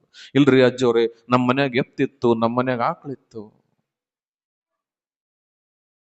ಅವ್ರ ಮೇಲೆ ಅಷ್ಟೊಂದು ಮಮಕಾರ ಪ್ರೇಮ. ಅದು ಏನೋ ನಮ್ಮ ಸಂಬಂಧಿಕರೇನೋ ಅನ್ನುವ ಪ್ರಾಣ, ಮಕ್ಕಳಂತೆ ಅವನನ್ನ ಪೋಷಣೆ ಮಾಡ್ತಾ ಇದ್ರು. ಅದು ಅವ ಹಳತಿದ್ದ, ನೀನು ಯಾರು ಅನ್ನ ಹಾಕ್ಲಿಲ್ಲ ಅಂದ್ರೆ ನೀ ಅನ್ನ ಹಾಕ್ತಿ ಅಂತ ನನಗ ನಂಬಿಕೆ ಇತ್ತು, ನೀನೇ ಹಸು ನೀಗಿದಿ ಅಂತಂದ್ರ ಇನ್ಯಾರು ನಮಗ ಸಾಧ್ಯ?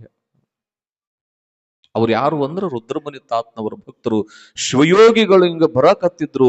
ನೋಡಿದ್ದ ಅವನಿಗೆ ಒಂದು ತರ ಧೈರ್ಯ ಬಂತು. ಏನಿದು ವಿಚಿತ್ರ, ಇಂತಹ ಹೊಲದೊಳಗಡೆ ಇವತ್ತ ದನ ಎತ್ತು ಹಸುನೀಗಿದೆ, ಮಡಿದು ಹೋಗಿದೆ. ಇಂಥ ಸಂದರ್ಭದಲ್ಲಿ ರುದ್ರಮುನಿ ಶಿವಯೋಗಿಗಳು ನನ್ನ ಹತ್ರ ಬರಕತ್ತಾರಲ್ಲ, ಏನು ವಿಚಿತ್ರ. ಪಾಪ ಅವರಿಗೆ ಗೊತ್ತೈತೋ ಇಲ್ಲೋ ಇದು. ನೋಡ್ರಿ ಹೆಂಗ ಅವ್ರು ಏನೋ ಕೇಳಾಕ ಬರಕತ್ತಾರೋ ಏನೋ ಮಠಕ್ಕ, ಏನು ದವಸ ಧಾನ್ಯ ಬೇಡಕ ಬರಕತ್ತಾರೋ ಏನು, ಎಂಥ ಸಂದರ್ಭದೊಳಗೆ ಬಂದು ಬಿಟ್ರಲ್ಲ ಗುರುಗಳು ಅಂತ ಹೇಳಿ ತಲೆ ಮೇಲೆ ಕಟ್ಟಿಕೊಂಡಿರ್ತಕ್ಕಂತಹ ಟವಾಲನ್ನ ವಸ್ತ್ರವನ್ನ ತೆಗೆದು ಗುರುಗಳು ಬರತಕ್ಕಂಥ ದಾರಿಯೊಳಗ ಹಾಸಿ ಸಾಷ್ಟಾಂಗ ನಮಸ್ಕಾರವನ್ನ ಮಾಡುತ್ತಾನೆ ಗುರುಗಳಿಗೆ.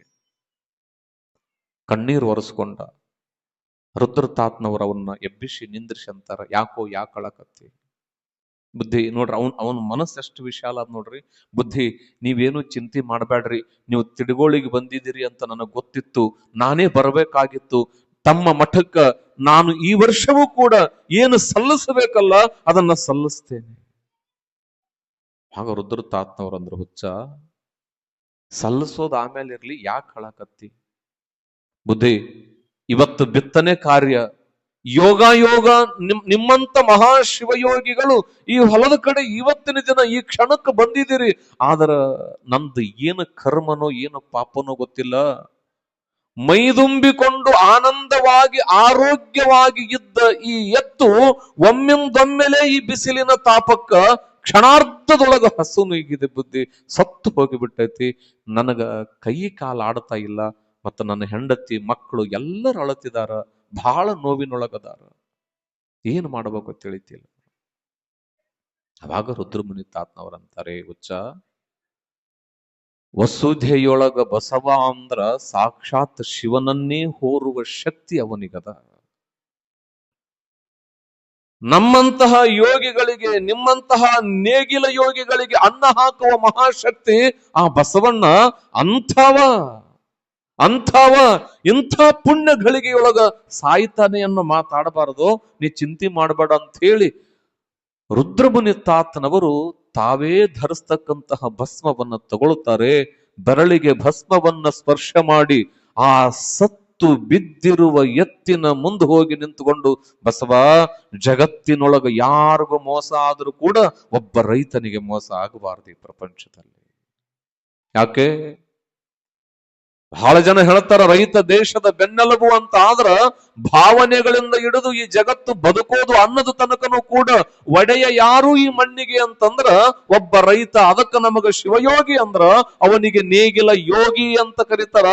ಅಂತ ಯೋಗಿ ಕಣ್ಣೀರ್ ಹಾಕಬಾರದು.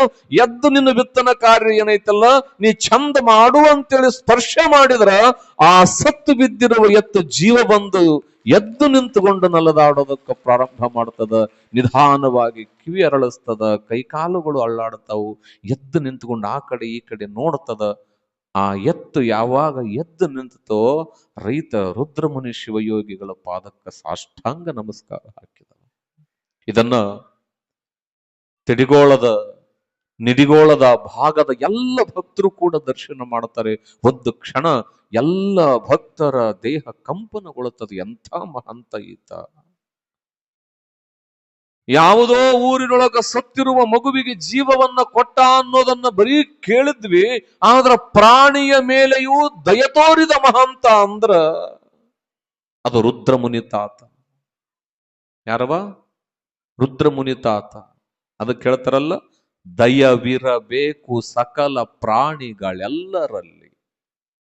ಆ ದಯಾಗುಣ, ಆ ದಯಾಭಾವ ಯಾರೊಳಗಿತ್ತು ಅಂತಂದ್ರ ರುದ್ರ ತಾತನವರಲ್ಲಿ. ಎದ್ದು ನಿಂತ ತಕ್ಷಣ ಆ ರೈತನಿಗೆ ಎಷ್ಟು ಆನಂದ ಆಯಿತು ಅಂತಂದ್ರ, ತಾಯಿ ಹೇಳ್ತೇನೆ, ಆ ರುದ್ರ ತಾತ ಮನಸ್ಸು ಮಾಡಿದ್ರ ನನಗ ಅನ್ನಿಸ್ತದ 50,000 ಮಹಾಂತ ಶ್ರೀಗಳು ರುದ್ರ ಶ್ರೀಗಳು ಮನಸ್ಸು ಮಾಡಿದ್ರು 50,00,000 ಎಕರೆ ಆಸ್ತಿ ಮಾಡ್ಬೋದಾಗಿತ್ತು. ಅವಂತಾನ, ಯಪ್ಪ, ಸತ್ತದಕ್ಕೆ ಜೀವ ಕೊಡೋ ತಾಕತ್ತು ನಿನಗೈತಿ ಅಂದ ಮೇಲೆ ನಿನಗ ನಾನು ಒಂದು ಚೀಲ ಅಕ್ಕಿ ಹಾಕಿ ನಾ ದಾನಿ ಅಂತ ಯಾಕೆ ಅನಿಸ್ಕೊಂಡ್ಲಿ?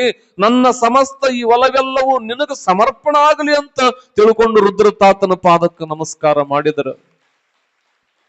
ಆ ರುದ್ರ ತಾತನವರು ಆ ಬಡ ರೈತನ ಜಮೀನನ್ನ ದಾನವಾಗಿ ಸ್ವೀಕಾರ ಮಾಡೋದಿಲ್ಲ. ನೋಡ್ರಿ, ಅವರು ದಾನ ತಗೊಂಡಾರ. ಎಂಥವ್ರದ್ದು ತಗೊಂಡಾರ ಅಂದ್ರ, ದೊಡ್ಡ ಶ್ರೀಮಂತ ಏನಾದ್ರ 10 ಎಕರೆ 5 ಎಕರೆ ಕೊಟ್ಟರು ಮಾತ್ರ ಮುಟ್ಟಿದ್ರಂತ. ಬಡ ರೈತನ ದಾನವನ್ನ ಮುಟ್ಟದ ಅವನಿಗೆ ಆಶೀರ್ವಾದ ಮಾಡಿ, ನೋಡು, ನನಗ ಕೊಟ್ಟಿದಿ ಅಂದ್ರ ನನ್ನ ಹೆಸರಲ್ಲೇ ಮಾಡ್ಕೋಬೇಕಂತೇನಿಲ್ಲ, ನನ್ನನ್ನು ನಿಮ್ಮ ಮನೆಯೊಳಗ ಒಬ್ಬವ ಅಂತ ತಿಳ್ಕೊಳ್ರಿ, ನಾನೂ ನಿಮ್ಮಲ್ಲಿ ಒಬ್ಬವ ಅಂತ ತಿಳ್ಕೊಳ್ರಿ. ಹಸಿದವನಿಗೆ ಅನ್ನ ನೀಡು, ತೃಷೆಯಾದವನಿಗೆ ನೀರು ಕೊಡು, ಅಲ್ಲಿ ರುದ್ರ ತಾತ ಇರ್ತಾನೆ, ಇದು ನಿಮಗೆ ಇರ್ಲಿ, ನಿಮ್ಮ ಮನೆತನ ಬೆಳಿಲಿ ಅಂತ ಆಶೀರ್ವಾದವನ್ನ ರುದ್ರಮುನಿ ತಾತನವರು ಮಾಡ್ತಾರೆ. ಯಾಕಂದ್ರೆ ಎಲ್ಲರ ಕಡೆ ತಗೊಂಡವರಲ್ಲ. ನೀವು ಕೇಳಿದ್ರಿ, ಒಬ್ರು ಕೊಟ್ರೇಶಯ್ಯನವ್ರಂತ ಹೇಳಿ ಅವ್ರ ಹತ್ರ ಸೇವಕಿರ್ತಾರೆ. ಅವರು ನಿನ್ನೆ ಹೇಳದೆ, ಅವ್ರಿಗೆ 50 ಬೆಳ್ಳಿ ನಾಣ್ಯ ಕೊಟ್ರು ಅಂತ ಹೇಳಿ. ಅವ್ರು ಅದಾದ ನಂತರ ಮನೆಗೆ ಕರೆಸಿ ರುದ್ರ ತಾತನವರಿಗೆ 1 ತೊಲಿ ಬಂಗಾರದ ಉಂಗುರ ಹಾಕ್ತಾರೆ. ಅವರು ಎಷ್ಟು ತೊಲಿ? 1 ತೊಲಿ. ಎಷ್ಟು ತೊಲಿ? ಎಷ್ಟಾಗೈತಿ ಈಗ? ನೀನು ಹೇಳಿದಿರಲ್ಲ. ಈ ಸುಮ್ಮನೆ ಸುಳ್ಳು ಹೇಳ್ಬೇಡ್ರಿ, ಕರೆ ಒಂದ್ರ ಹೇಳ್ಬೇಕು. ನಾಳೆ 7 ಗಂಟೆಗೆ ಚಿಕ್ಕಲ್ಪರಿ ಊರವರೆಗೆ ಸ್ಕೂಲ್ ಐತಲ್ಲ, ಅಲ್ಲಿ ಎಲ್ಲರೂ ಸರಿಯಾಗಿ 7 ಗಂಟೆಗೆ ಬರ್ರಿ, ನಿಮಗೆಲ್ಲರಿಗೂ ಒಂದೊಂದು ತೊಲಿ ಬಂಗಾರ ಕೊಡ್ತೀವಿ ಅಂತ ಏನಾರ ಅನೌನ್ಸ್ ಮಾಡಿದ್ರ ನಾಳೆ 7 ಗಂಟೆಗೆ ಅಲ್ಲಿಗೆ ಓದ್ತಿರೋ ಇಲ್ಲಿಗೆ ಬರ್ತಿರೋ? ಸುಮ್ಮನೆ ಕೈ ಎತ್ತರಿ. ಇಲ್ಲಿಗೆ ಬರೋರು ಯಾರ್ಯಾರು? ಒಬ್ರು ಯಾರು ಇಲ್ಲಿಗೆ ಬರ್ತೀರಿ? ಕೈ ಎತ್ತರ ಒಬ್ರು ಯಾರನ್ನ ಬರೋರು? ಅವು ಐತಾಳ ಆ ಹುಡುಗ, ನೀನ್ ಅಲ್ಲಿ ಹೋಗವ ಆತ್ನ ಕಳಿಸಿಲ್ಲಿ. ನೀವ್ ಯಾಕೆ ಬರ್ತೀರಿ? ನಾನೇ ಅಲ್ಲಿ ಹೋಗಿರ್ತೀನಿ, ನಾನೇನ್ ಮಾಡ್ಲಿ? ಅಲ್ಲಿಗೆ ಹೋಗಿ ಆಮೇಲೆ ಬೇಕಾದ್ರೆ 9ರಿಂದ ಚಲೋ ಮಾಡೋಣ ನಡೀತದ. ಒಂದೊಂದ್ ತೊಲಿ ಬಂಗಾರ ಬಂದಿರ್ತದಲ್ಲ. ಯಾಕೆ ಅಂದ್ರ ಬಂಗಾರ ಅಂದ್ರ ಬಹಳ ವ್ಯಾಮೋಹ. ಬಂಗಾರ ಅಂದ್ರೆ ಏನವ? ನೀವ್ ಮಾಡಂಗಿಲ್ಲ. ಮಕ್ಕಳಿಗೆ ಮಗಳು ಹುಟ್ಟಿದಾಳೆ ಅಂದ್ರೆ ವರ್ಷ ಮಗಳಿಗೆ ಒಂದೊಂದ್ ತೊಲಿ ಬಂಗಾರ ಮಾಡ್ತೀರಿ, ಮಗನಿಗೆ ಗದ್ದೆ ಮಾಡ್ತೀರಿ, ಅವನಿಗೆ ಚಲೋ ಹೆಣ್ಣು ಕೊಡ್ಬೇಕು ಅಂತ ಚಂದ ಓದಿಸ್ತೀರಿ, ಇಷ್ಟೆಲ್ಲ ಬಂಗಾರ ಮಾಡ್ತೀರಿ, ಆಸ್ತಿ ಮಾಡ್ತೀರಲ್ಲ. ಆ ಬಂಗಾರಕ್ಕಿಂತ ದೊಡ್ಡ ಬಂಗಾರ ಅಂದ್ರೆ ಅದು ರುದ್ರಮುನಿ ತಾತ. ನಿಮ್ಮ ಆಸ್ತಿಗಳಿಗಿಂತ ಈ ಜಗತ್ತಿನ ದೊಡ್ಡ ಆಸ್ತಿ ಅಂದ್ರೆ ಅದು ರುದ್ರಮುನಿ ತಾತ. ಅವನಿಗಿಷ್ಟು ಹೇಳ್ರಿ, ನೀನು ಶಾಲೆಗೆ ಹೋಗೋದಕ್ಕಿಂತ ಮುಂಚೆ ಹೋಗಿ ರುದ್ರ ತಾತನ ಗದ್ದಿಗೆ ಒಂದಿಷ್ಟು ನಮಸ್ಕಾರ ಮಾಡ್ಕೊಂಡು ಬಾ. ನೀನು ಶಾಲೆಗೆ ಹೋಗಿ ನಿನ್ನ ಮನಿ ಮುಟ್ಟೋತನ ನಿಮ್ಮ ಮಕ್ಕಳನ್ನ, ನಿಮ್ಮ ಬದುಕನ್ನ ಯಾರು ಕಾಯ್ತಾರೆ ಅಂದ್ರ ಅದು ರುದ್ರಮುನಿ ತಾತ ಕಾಯ್ತಾನೆ ಅನ್ನೋದನ್ನ ಅರ್ಥ ಮಾಡ್ಕೊಳ್ಬೇಕು. ಯಾಕೆ ಅಂತಂದ್ರ ನಾವುಗಳು ಕೇವಲ ಹಣ ಗಳಿಸುವ ಯಂತ್ರಗಳನ್ನಾಗಿ ಮಕ್ಕಳನ್ನ ಮಾಡೋದಲ್ಲ. ಬದುಕು ಬಹಳ ದೊಡ್ಡದದ. ಬಹಳ ಶಾಣೆ ಅಂತಂದ್ರೆ ಜಗತ್ನ್ಯಾಗ ಅವ ಎಲ್ಲಿದ್ರು ಕೂಡ ಆರಾಮಾಗಿ ಬದುಕಬಲ್ಲ. ಅಜ್ಞಾನಿಗೆ ಹೀಗೆ ಬದುಕಬೇಕಂತಿರ್ತದ, ಅಜ್ಞಾನಿಗೆ ಹಾಗಿರೋದಿಲ್ಲ. ಅವನು ಹೇಗೆ ಬದುಕಿದ್ರು ಕೂಡ ಅದು ವೈಭವವಾಗಿಯೇ ಬದುಕಿ ಬಿಡ್ತಾನೆ. ಆ ಶಕ್ತಿಯನ್ನ ನೀವುಗಳು ನಿಮ್ಮ ಮಕ್ಕಳಲ್ಲಿ ಬಿತ್ತಬೇಕು. ಬಿತ್ತಬೇಕಾದ್ರ ಇಂತಿಂತ ಮಹಾಶಿವಯೋಗಿಗಳ ಚರಿತ್ರೆಯನ್ನ ನೀವು ನಿಮ್ಮ ಮಕ್ಕಳಿಗೆ ಹೇಳಬೇಕು, ತಿಳಿಸ್ಬೇಕು. ಚಂದ ಬರ್ದಾರ ಎಲ್ಲರೂ ಕೂಡ. ಏನ್ ಬಂದಿರಲ್ವ? ನಿಮಗೆ ಯಾವಾಗಾದ್ರೂ ಸಮಯ ಇತ್ತು ಅಂತಂದ್ರ ರುದ್ರಮುನಿ ತಾತನವ್ರದ್ದು ಯೂಟ್ಯೂಬ್ನೊಳಗೆ ನೋಡಿ. ಪಾಪ ಗುರುಗಳಂದ್ರು ಬಹಳ ಜನ ಬರ್ತಿದಾರ್ರಿ. ಎಲ್ಲ ನಿನ್ನೆ ದೊಡ್ಡ ದೊಡ್ಡ ಕಾರ್ಯಕ್ರಮಗಳಾಗಿದಾವ. ಅದ್ರ ಜೊತೆಗೆ ಎಲ್ಲ ಇನ್ನ ಮೊದಲನೇ ವರ್ಷ ಅವ್ರು ಅಬ್ಸರ್ವ್ ಮಾಡಿದ್ದು. ಯಾವ ವರ್ಷ? ಫಸ್ಟ್ನೇ ವರ್ಷ. ಮತ್ತ ಅದ್ರ ಜೊತೆಗೆ ಪ್ರಾರಂಭ ಮಾಡಿದಾರ. ಅದು ಯಾಕೆ ಮಾಡಿದಾರ ಅಂತಂದ್ರ ಡಾಕ್ಯುಮೆಂಟ್ಸ್ ಇರ್ಲಿ ಅಂತ ಹೇಳಿದ್ರು. ಅವ್ ಯಾಕೆ ಅಂತಂದ್ರ ಇವತ್ತು ಮಾಧ್ಯಮಗಳಲ್ಲಿ ಯಾಕಂದ್ರೆ ನೀವು ನೋಡ್ತೀರಿ ಖರೆ, ಆದ್ರೆ ಇಲ್ಲಿ ಬಂದು ಕುಂತು ಕೇಳ್ತಿರಲ್ಲ. ಅದನ್ನ ನೋಡಿ ಬಹಳಷ್ಟು ಜನ ಇಲ್ಲಿ ಬಂದಿದಾರಂತ. ಕೇಳೋಣ ಪ್ರವಚನ, ಸಂಗೀತ, ಗುರುಗಳ ದರ್ಶನ, ಮಠ ದರ್ಶನ. ಅವ್ರಿಗೆಲ್ಲರೂ ಒಂದ್ಸರಿ ಜೋರಾದ ಚಪ್ಪಾಳೆಯನ್ನ ಹೊಡೆಯೋದರ ಮುಖಾಂತರವಾಗಿ ಧನ್ಯವಾದಗಳನ್ನು ಸಮರ್ಪಿಸೋಣ. ಮತ್ತ ಅದರ ಜೊತೆಗೆ ಇಲ್ಲಿ ಬಂದು ಕುಂದ್ರೋದ್ರಿಂದ ಏನಾಗ್ತದೆ ಅಂತಂದ್ರ ನಿಮ್ಮ ಜ್ಞಾನ ಬಲಿತದ, ನಿಮ್ಮ ಪಾಪ ಕರ್ಮಗಳು ದೂರವಾಗ್ತವ, ಹೆಚ್ಚಾಗಿ ನಿನಗೆ ಒಳ್ಳೆಯ ವಿಚಾರ ದರ್ಶನ ಆಗ್ತದ. ಇಂಥ ಜಾಗ ಅದು ಪರಮ ಪವಿತ್ರವಾದ ಜಾಗ. ಇದನ್ನ ನೀವು ಎಲ್ಲಿ ಕಲಿಸ್ಬೇಕು ಅಂದ್ರೆ ನಿಮ್ಮ ಮಕ್ಕಳಿಗೆ ನೀವುಗಳು ಪ್ರತಿಯೊಬ್ಬರು ಕೂಡ ಹೇಳಿಕೊಡ್ಬೇಕು. ಅದಕ್ಕೆ ಹೇಳ್ತಿದ್ದೀನಿ, ಬಹಳ ಚಂದ ಬರೆದಿದ್ದಾರೆ ಇದನ್ನ. ಎಲ್ಲರೂ ಒಂದೊಂದು ಗ್ರಂಥ ತಗೊಳ್ರಿ. ರುದ್ರಮುನಿ ತಾತನ ಪುರಾಣನ ಐತಿ, ಮಹಾಂತ ಶಿವಗಳ ಪುರಾಣ ಐತಿ. ರವಿವಾರ ಖಾಲಿ ಇದ್ದಾಗ ಯಾವತ್ತಾರು ಕೂಡ್ತಿರಲ್ಲ ಮಕ್ಕಳನ್ನ ಕುಂದಿರ್ಸ್ಕೊಂಡು, ಅವ್ ಏನೇನೋ ಹಚ್ತಿರಲ್ಲವ ಮೊಬೈಲ್ನಾಗ. ಏನ್ ಹಚ್ತಿರಲ್ಲ ಊಟ ಮಾಡಿಸ್ಬೇಕಾರ?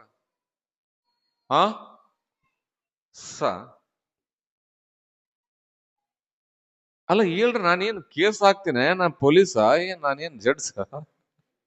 ಹೇಳ್ರಿ, ಅದೇನೇನೋ ಹಚ್ತೀರಿ ಊಟ ಮಾಡ್ಬೇಕಾದ್ರ ಹಚ್ಚಿ, ಅದೇನೇನೋ ತೋರಿಸಿ. ದವ್ ಬರ್ತೈತಿ ನೋಡು, ದವ್ ಬರ್ತೈತಿ ಅಂತ ಉಣಸೋ ಬದ್ಲು ತಾತನ ಹೆಸರು ಉಣಸಿರ್ತೈತಿ, ಚಲೋ ಹತ್ತವು.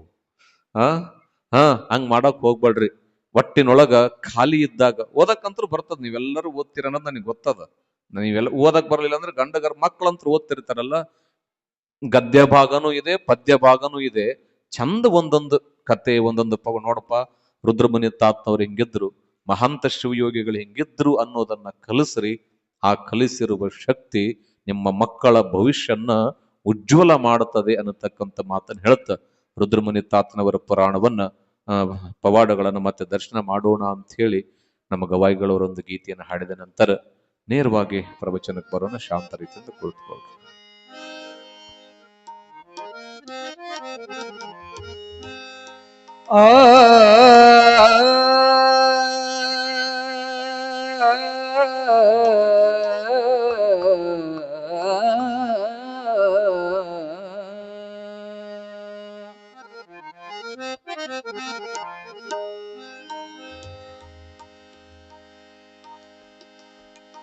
ಕೈ ಬೀಸಿ ಕರೆಯುವುದು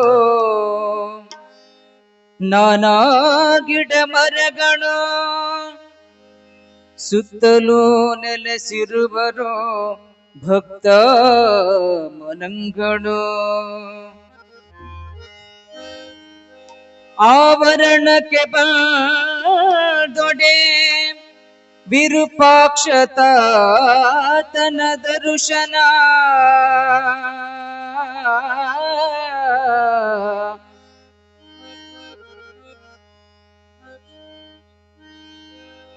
ಆವರಣಕ್ಕೆ ಬಂದೊಡೆ ವಿರೂಪಾಕ್ಷತಾತನ ದರ್ಶನ. ಕಾಮಧೇನು ಕಲ್ಪವೃಕ್ಷರಾಗಿ ಭಕ್ತರನ್ನು ಪೊರೆವನು. ನೋಡು ಎಂತ ಸುಂದರ ರುದ್ರಮುನೀಶ್ವರನ ಈ ಮಂದಿರ. ನಾಡಿನೊಳಗೆ ಹೆಸರಾದ ಚೀಕಲ್ಪರವಿ ಬಂಧುರ. ಆ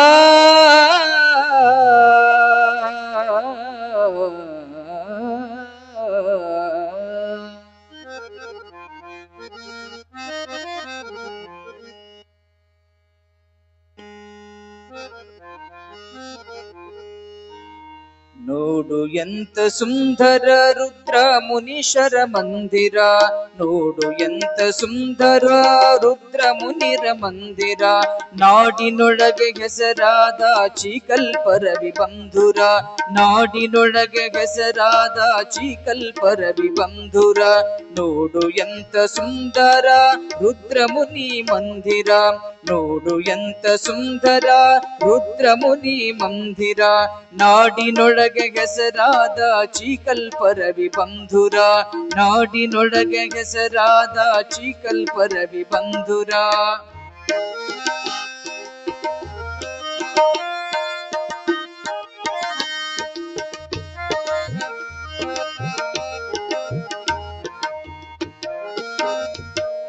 ಕೈ ಬೀಸಿ ಕರೆಬವು ನಾನ ಗಿಡ ಮರಗಳು ಸುತ್ತಲೂ ನೆಲೆಸಿರುವರು ಭಕ್ತ ಗಣಗಳು.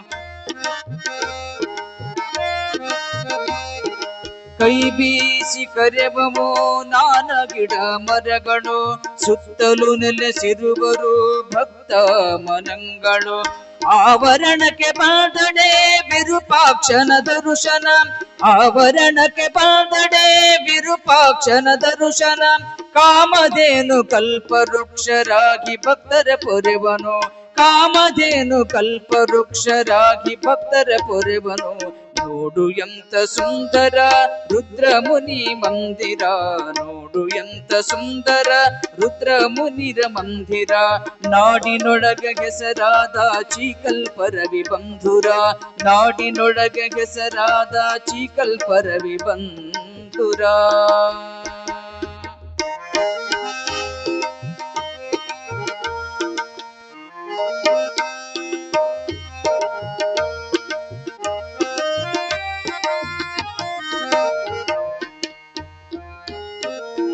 ಬಂಗಾರದ ಬಣ್ಣದಿ ಹೊಳೆವುದು ಈ ಗೋಪುರ. ಅಂಗಳದ ತುಂಬೆಲ್ಲ ಗಿಡ ಮರಗಳ ಆಗರ.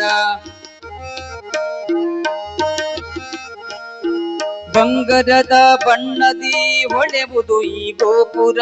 ಅಂಗಳದ ತುಂಬೆಲ್ಲ ಗಿಡ ಮರಗಳ ಆಗರ.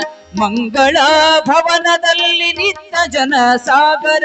ಮಂಗಳದಿ ಭವನದಲ್ಲಿ ನಿತ್ಯ ಜನ ಸಾಗರ. ತುಂಗ ಮಹಂತ ನಾಮದಲ್ಲಿ ಧನ್ಯತೆಯ ಓಗರ. ತುಂಗ ಮಹಂತ ನಾಮದಲ್ಲಿ ಧನ್ಯತೆಯ ಓಗರ. ನೋಡು ಎಂತ ಸುಂದರ ರುದ್ರ ಮುನಿರ ಮಂದಿರ. ನೋಡು ಎಂತ ಸುಂದರ ರುದ್ರ ಮುನಿ ಮಂದಿರ. ನಾಡಿನೊಳಗೆ ಹೆಸರಾದ ಚೀಕಲ್ಪರವಿ ಬಂಧುರ. ನಾಡಿನೊಳಗೆ ಹೆಸರಾದ ಚೀಕಲ್ಪರವಿ ಬಂಧುರ.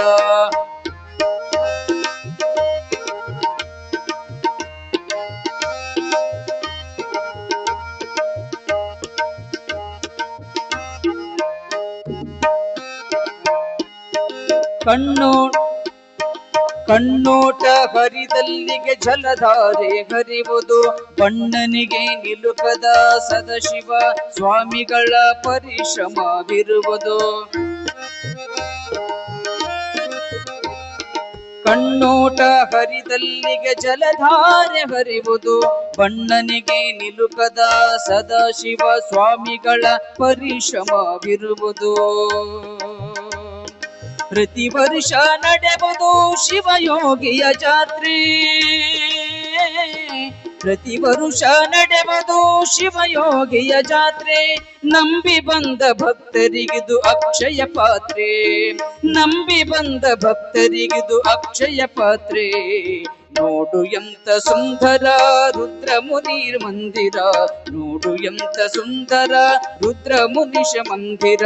ನಾಡಿನೊಳಗೆ ಹೆಸರಾದ ಚಿಕಲ್ಪರವಿ ಬಂಧುರ, ನಾಡಿನೊಳಗೆ ಹೆಸರಾದ ಚಿಕಲ್ಪರವಿ ಬಂಧುರ, ನಾಡಿನೊಳಗೆ ಹೆಸರಾದ ಚಿಕಲ್ಪರವಿ ಬಂಧುರ.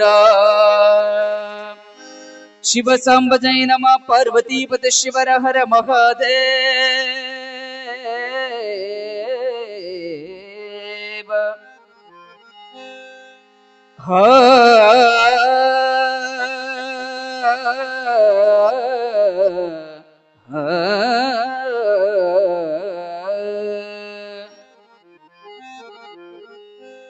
ಹಡಗು ಸಹಿತದ ಬಿರುಸು ಮಳೆಯದು,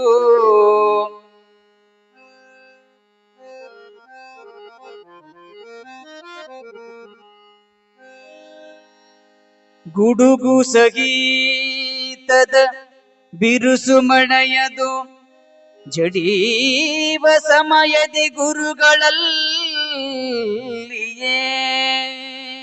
ಗಿಡದ ಬಳಿಯಲ್ಲಿ ಹುಲ್ಲು ಗುಡಿಸಲ,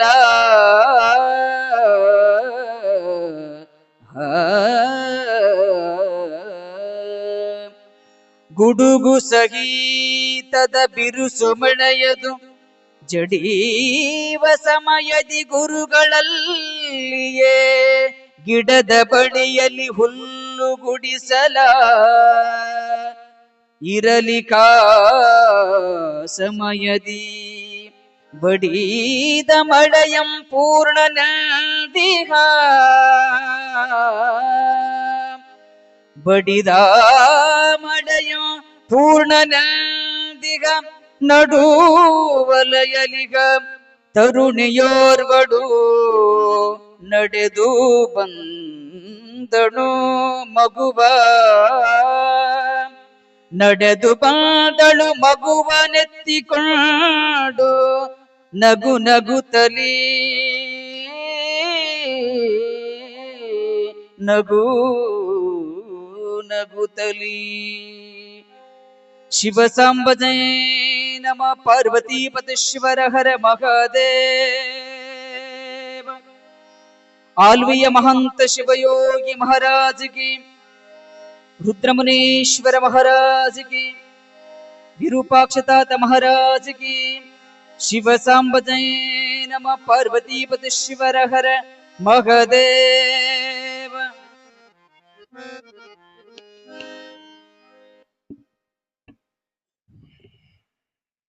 ನನಗೂ ವಯಸ್ಸಾಯ್ತು, ನಿಮಗೆ ಚಪ್ಪಳ ಬಡೀರಿ ಬಡೀರಿ ಅಂದು.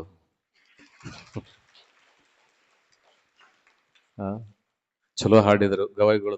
ಇವರೇ ಬರೆದಿದ್ದು ಅನ್ಕೊಂತೀನಿ. ಅದ ಒಳ್ಳೆ ಸಾಹಿತಿಗಳು, ಚಂದ ಬರೆದಿದ್ದಾರೆ ಗವಾಯಿಗಳು. ಅವ್ರಿಗೊಂದ್ಸರಿ ಚಂದ ಚಪ್ಪಾಳಿ ಹೊಡೀರಿ.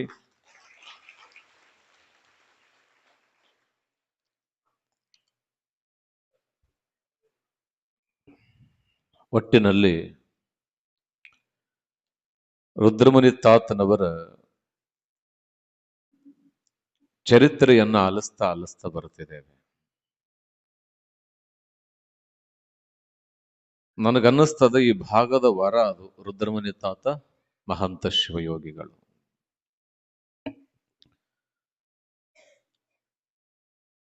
ನಾವು ರಾಮಾಯಣದಲ್ಲಿ ಮಹಾಭಾರತದಲ್ಲಿ ಅನೇಕ ಘಟನೆಗಳನ್ನು ದರ್ಶನ ಮಾಡುತ್ತೇವೆ. ದೇವರು ಹಂಗ ಬಂದು ಕಾಪಾಡುತ್ತಿದ್ರು, ಕಷ್ಟ ಕಾಲದಲ್ಲಿ ಭಗವಂತ ಕಾಪಾಡುತ್ತಾ ಇದ್ದ. ಇದು ಯಾವ ಯುಗ ತಾಯಿ? ಇದು ಯಾವ ಯುಗಪ್ಪ? ಕಲಿಯುಗ. ಇಲ್ಲಿ ದೇವರು ಯಾವ ರೂಪದೊಳಗಿರ್ತಾನೆ ಅಂದ್ರೆ ಗುರು ರೂಪದೊಳಗನೆ ದೇವರು ಈ ಧರೆಗೆ ಬರೋದು, ನಮ್ಮ ನಿಮ್ಮ ಕಣ್ಣಿಗೆ ಕಾಣೋದಕ್ಕೆ.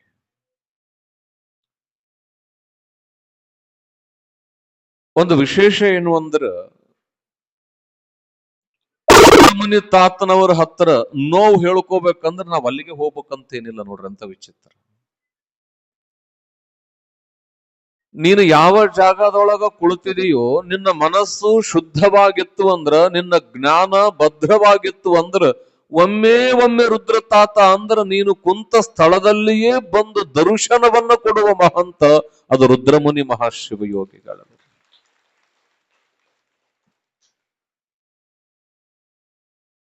ತಾಯಿ ಆದೋನಿ ಶೆಟ್ಟಿ ದಂಪತಿಗಳು ಅಂತದ ಬಗ್ಗೆ ಹೇಳಿದ್ದೆ ನಾನು ನಿಮಗೆಂದ. ಮಕ್ಕಳಾಗುತ್ತವೆ ಅಂತ ಆಶೀರ್ವಾದ ಮಾಡಿದರು, ಆಯಿತು. ಅವರಾದ ನಂತರ ಅದೇ ಮನೆತನದವರು ಇನ್ನೊಬ್ಬರು ದಂಪತಿಗಳು ಬಂದು ರುದ್ರಮುನಿ ತಾತ್ನವರಿಂದ ಆಶೀರ್ವಾದ ಮಾಡಿಸ್ಕೊಳ್ತಾರೆ. ಮುದ್ದಾಗಿರುವ ಒಂದು ಗಂಡು ಕೂಸು ರುದ್ರಮುನಿ ತಾತನವರಿಂದ ಕೃಪೆಯಿಂದ ಅವರ ಮನೆ ಬೆಳಗುತ್ತದೆ. ಮತ್ತಿನ್ನೊಂದೇನು ಅಂತಂದ್ರ ನಮ್ಮಲ್ಲಿ ಇನ್ನೊಂದು ಗುಣ ಇರ್ಬೇಕು, ಅದಕ್ಕೆ ಸ್ಮರಣೆ ಅಂತ ಕರೀತಾರ. ಸ್ಮರಣೆ ಅಂದ್ರೇನು?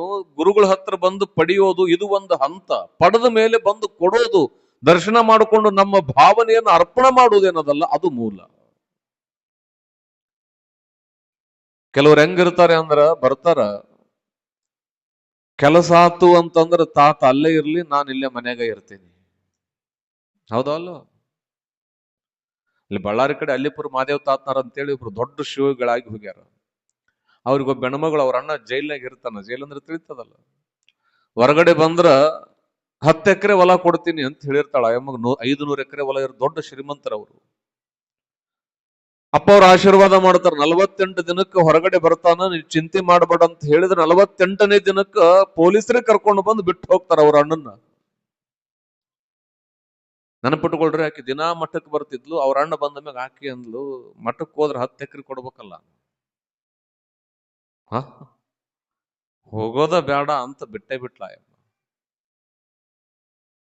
ಮುಂದೆ ಅವ್ರಿಗೆಲ್ಲ ಬಡತನ ಬರ್ತದ, ಆಮೇಲೆ ಕೊಡ್ತಾರ. ಆ ಮಾತು, ಆ ಪವಾಡ ಬಹಳ ದೊಡ್ಡದದ. ಅಂದ್ರ ಅರ್ಥ ಇಷ್ಟೇ, ನೀವು ರುದ್ರಮುನಿ ತಾತನವರ ಹತ್ರ ಏನೆಲ್ಲವನ್ನ ಪಡೆದಿದ್ದೀರಿ ಅಂದ್ರ, ಸುಖ ಶಾಂತಿ ನೆಮ್ಮದಿ ಇಷ್ಟೆಲ್ಲ ಪಡೆದಿದ್ದೀರಿ ಅಂತಂದ್ರ, ಅವ ನಿಮ್ ಹತ್ರ ಏನು ನೋಡೋದಿಲ್ಲ. ನೀವೇನು ತರ್ತೀರಿ ನಿಮ್ಮ ಕೈ ನೋಡೋದಿಲ್ಲ, ಎಷ್ಟು ತಂದಾರ ನೋಡೋದಿಲ್ಲ. ಒಂದಿಷ್ಟು ಶುದ್ಧ ಮನದಿಂದ ಪರಿಶುದ್ಧವಾದ ಭಕ್ತಿಯನ್ನು ಇಟ್ಟುಕೊಂಡು ನೀವು ಬಂದು ಗದ್ದುಗೆಗೆ ನಮಸ್ಕಾರ ಮಾಡಿದರೆ ಸಾಕು, ತನ್ನ ಕಣ್ಣಿನ ಭವ್ಯತ್ವದ ಆಶೀರ್ವಾದದ ದೃಷ್ಟಿಯನ್ನ ನಿಮ್ಮ ಮೇಲಿಟ್ಟು ನಿಮ್ಮನ್ನ ರಕ್ಷಣೆ ಮಾಡ್ತಾನೆ ರುದ್ರ ತಾತ. ಆ ಶಕ್ತಿ ಅವರೊಳಗಿರೋದಕ್ಕೆ ಸಾಧ್ಯ.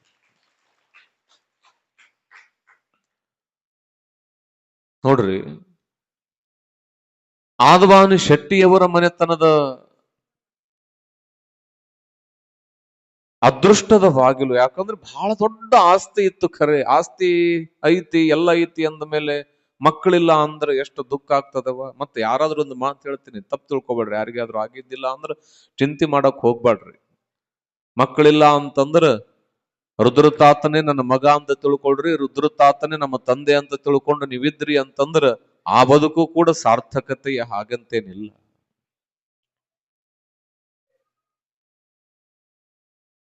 ಆದ್ರೂ ಕೂಡ ಅವ್ರ ಮತ್ತೆ ಸಂಸಾರಿಗಳು ಅಂತಂದ ಮೇಲೆ ನೋಡ್ರಿ, ಈಗ ಇಷ್ಟು ವಯಸ್ಸು ಹುಡುಗರು ವಯಸ್ಸಿಗೆ ಬಂದ್ರೆ ಏನಂತ ಕೇಳ್ತಾರವ, ಮದುವೆ ಯಾವಾಗ, ಮದುವೆ ಯಾವಾಗ, ಮದುವೆ ಯಾವಾಗ, ಮದುವೆ ಆಗಿಲ್ಲ. ಓಣಿ ಓಣಿ ಕೇಳೋದು, ಮದುವೆ ಆಗಿಲ್ಲ. ಮದುವೆ ಆದ್ರ ಸುಮ್ಮನೆ ಇರ್ತೀರಿ? ಮದುವೆ ಆದ್ಮೇಲೆ ಏನ್ ಚಲೋ ತಗೊಂತಾವು? ಯಾವ ಓಣ್ಯಾಗನ ಹೋಗ್ಲಿ ಮಕ್ಳಾಗಿಲ್ಲ, ಹೋಗ್ಲಿ ಮಕ್ಳಾದ್ರ ಸುಮ್ಮನೆ ಇರ್ತಾರ? ಮಕ್ಳ ಮದುವೆ ಆಗಿಲ್ಲ, ಒಟ್ಟ ಸಾಯ ಮಟ್ಟ ಕೇಳದೆ. ಪೂರ್ತಿ ವಯಸ್ಸಾದ ಕೇಳ್ತಾರ, ಇನ್ನು ಸತ್ತಿಲ್ಲನು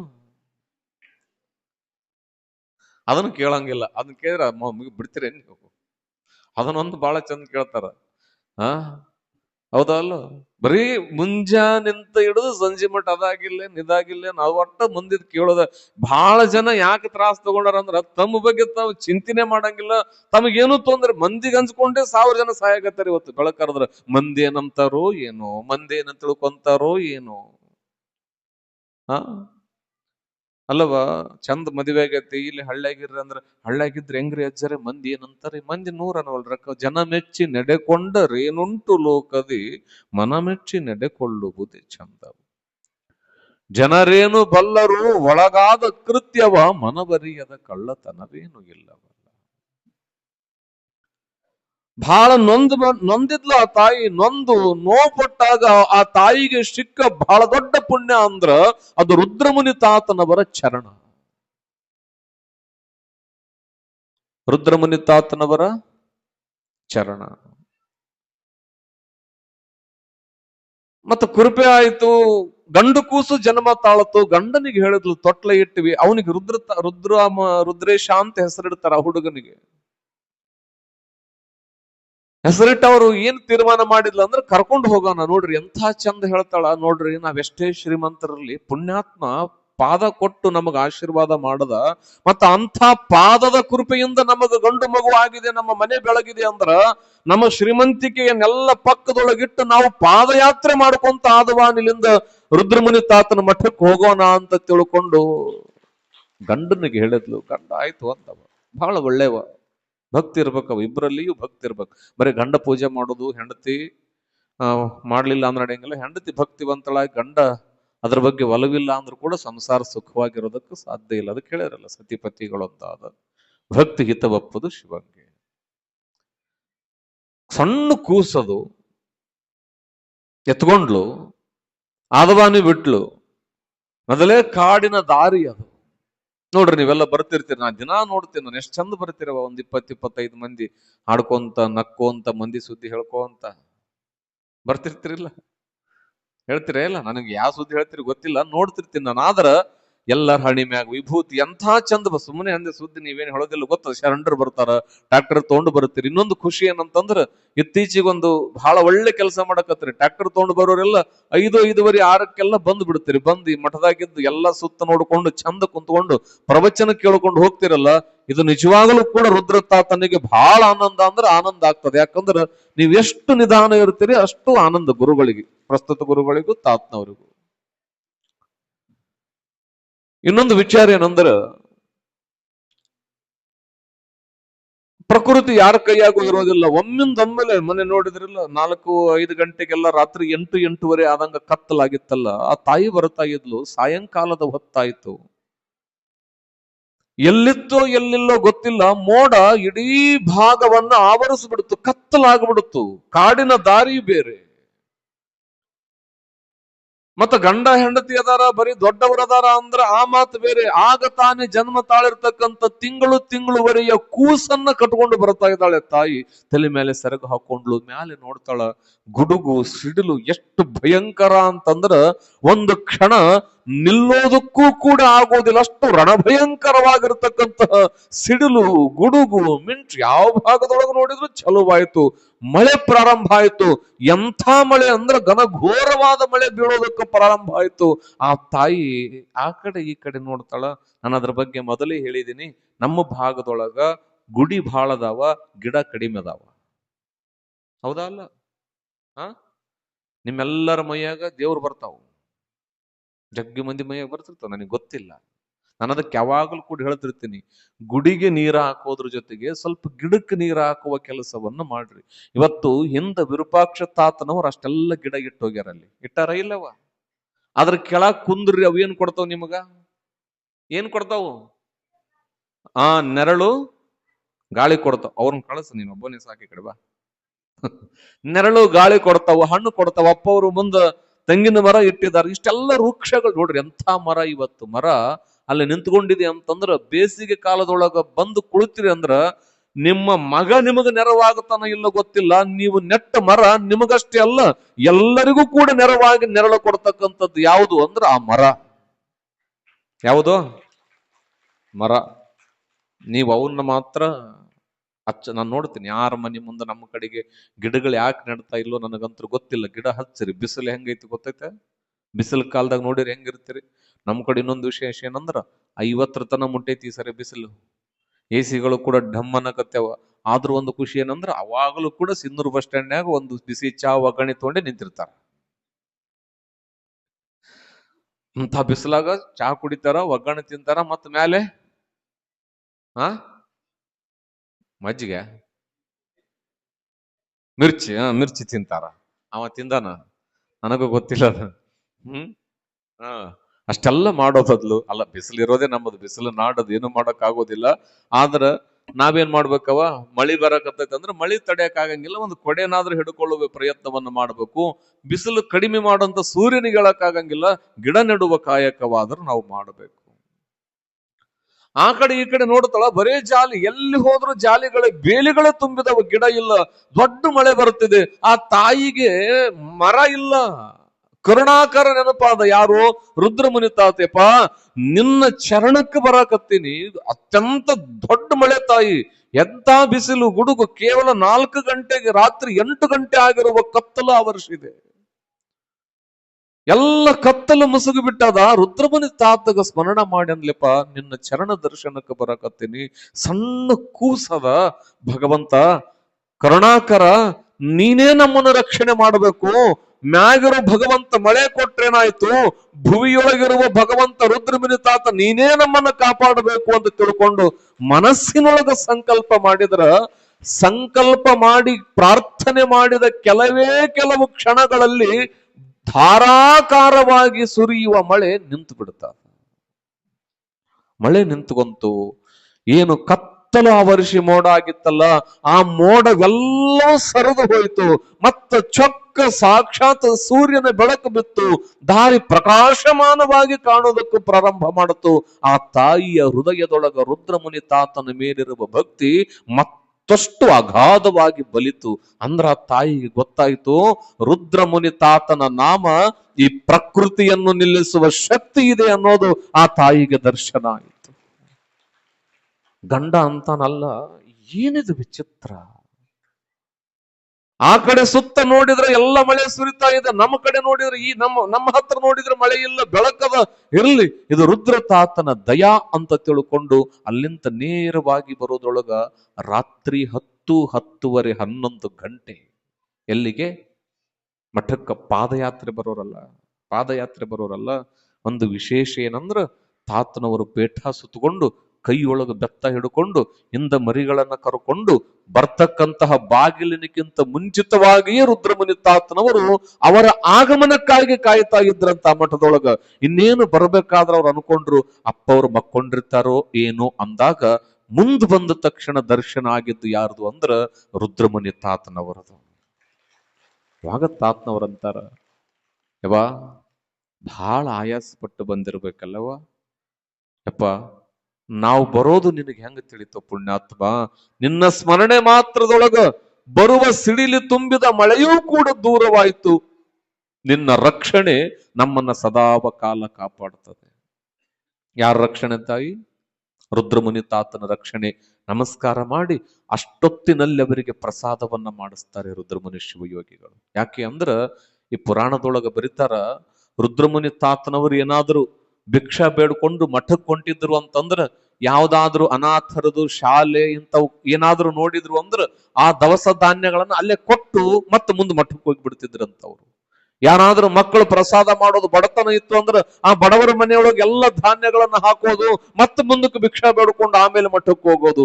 ಇಂತಹ ತ್ಯಾಗತ್ವದ ತವನಿಧಿ ಅಂದ್ರೆ ಅದು ರುದ್ರಮುನಿ ತಾತನವರು. ಅಂಥವರಿಗೆ ಆಶೀರ್ವಾದವನ್ನ ಮಾಡಿ ಪ್ರಸಾದವನ್ನ ಮಾಡಿಸಿದ್ರು.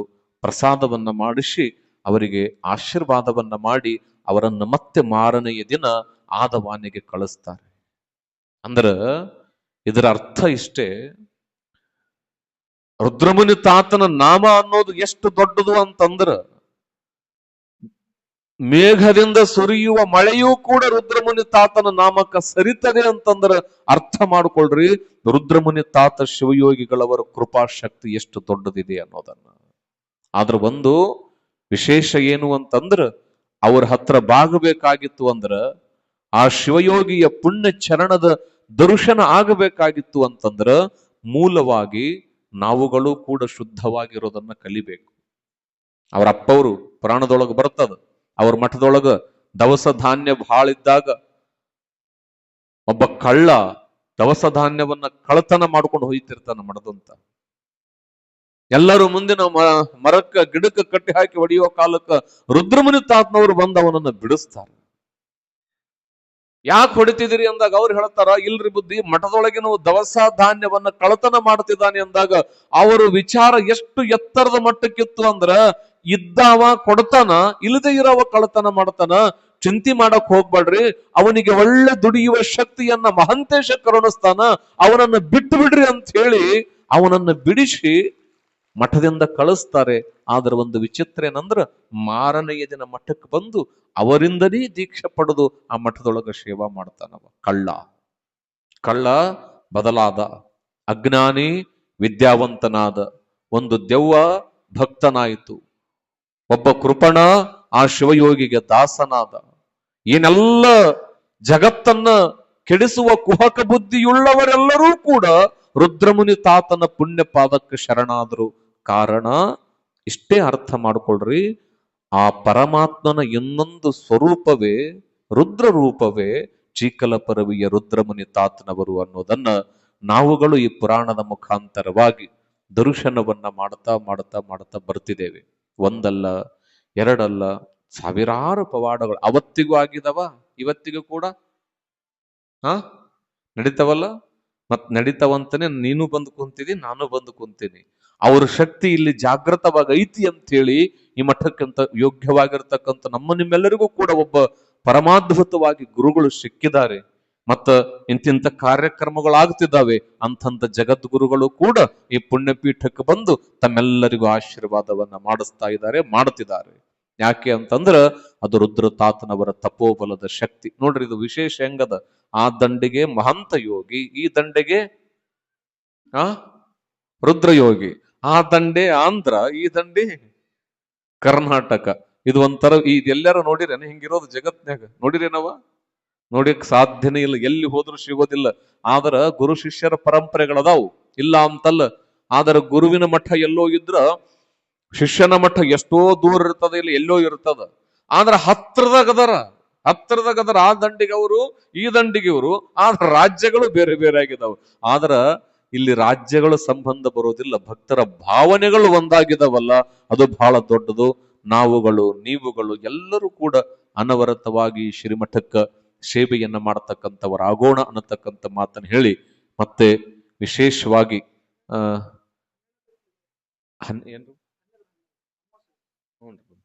12ನೇ ತಾರೀಕು ಅಮಾವಾಸ್ಯೆ ಐತಿ ತಾಯಿ. ಏನೈತೆ? ಅಮಾವಾಸ್ಯೆ ಇದೆ. ಅವತ್ತು ತಾವೆಲ್ಲರೂ ಕೂಡ ಚಾಚು ತಪ್ಪು ಇನ್ನೊಂದು ಕೆಲವೊಂದನ್ನ ಪಾಲಿಸ್ರಿ, ಹೇಳ್ತೀನಿ ನಾನು.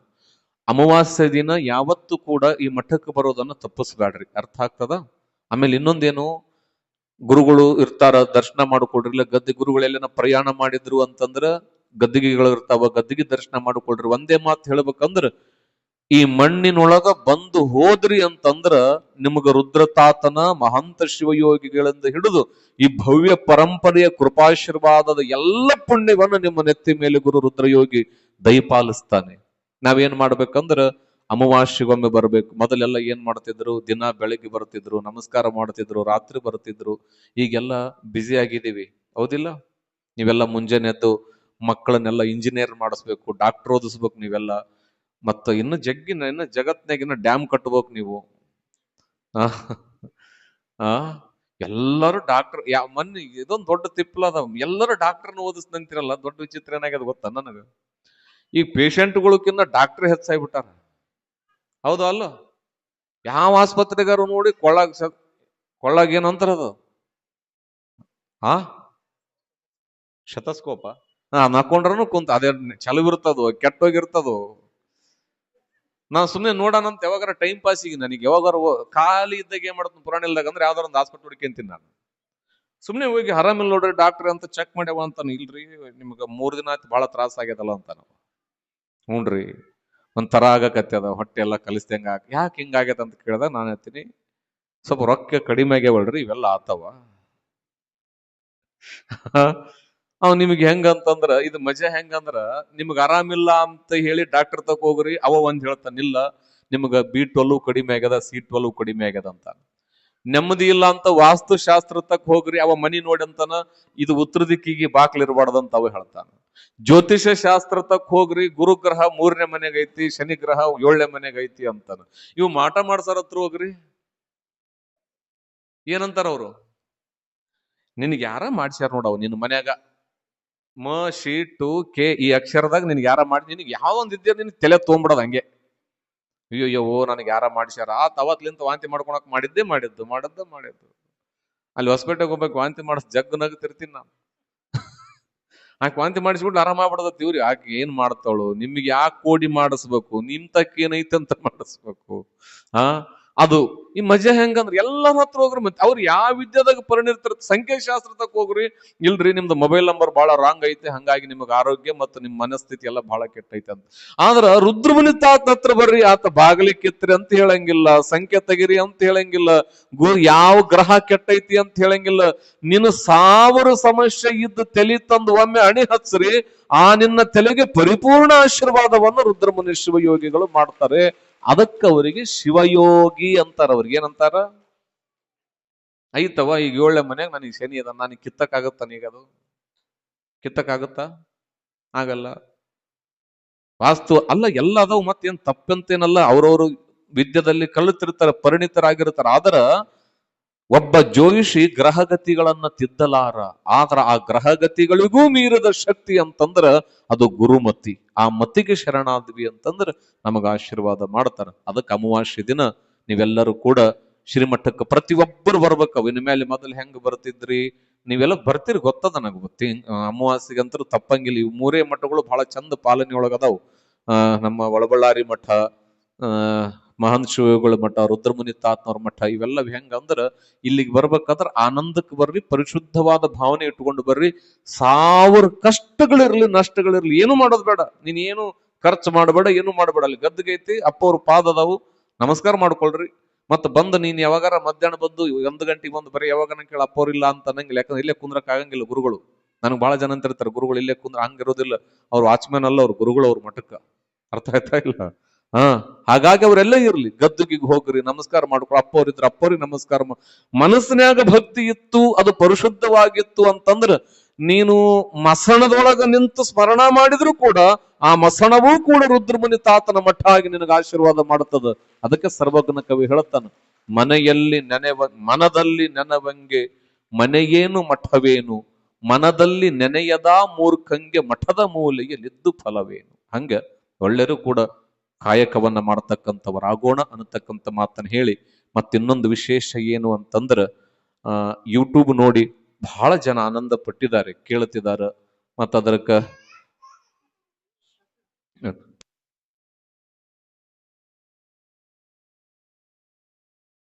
ಅಮಾವಾಸ್ಯೆ ದಿನ ಲೀಲಾವು ಕಾರ್ಯಕ್ರಮಗಳನ್ನು ಇರ್ತದ. ರುದ್ರಮುನಿ ನೋಡ್ರಿ, ಅದರ ವಿಶೇಷವಾಗಿ ನಮ್ಮ ಗುರುಗಳಿವೆ ಇವು ಎಲ್ಲರೂ ಕೂಡ ಅವತ್ತಿನ ದಿನ ಲೀಲಾವು ಕಾರ್ಯಕ್ರಮದೊಳಗ ಭಾಗವಹಿಸ್ತಕ್ಕಂಥವರಾಗ್ರಿ ಅನ್ನತಕ್ಕಂಥ ಮಾತನ್ನ ಮತ್ತೊಮ್ಮೆ ತಿಳಿಸ್ತಾ, ಮತ್ತದ್ರ ಜೊತೆಗೆ ಯೂಟ್ಯೂಬ್ ನೋಡಿ ಎಲ್ಲರೂ ಪ್ರೀತಿಯಿಂದ ಸಂತೋಷವನ್ನ ವ್ಯಕ್ತಪಡಿಸಿದ್ದಾರೆ, ಮತ್ತದ್ರ ಜೊತೆಗೆ ಬಂದಿದ್ದಾರೆ. ಅವ್ರು ಮತ್ತೆ ಇವತ್ತು ಅಷ್ಟೇ ಬರೋದಲ್ಲ, ಇನ್ನು ಎಷ್ಟು ದಿನ ಐತವ ಪುರಾಣ? ಇನ್ನು ಎಷ್ಟು ದಿನ ಐತೆ? ಎಷ್ಟು ದಿನ ಐತವ? ಇಂದಿರರ ಈ ಕಡೆ ಸಂಬಂಧ ಇದ್ದೀರ ನಾವು ಈ ಬಾಕ್ಕ, ಶರಣರ ಈ ಕಡೆ ತಾಯಿ ಅಂದ್ರವ ನೀವು. ಇನ್ನೊಂದು ಅಷ್ಟು ಕೂಡಿ 14ನೇ ತಾರೀಕಿಗೆ ಮಂಗಲಾದ. ಎಷ್ಟಕ್ಕ?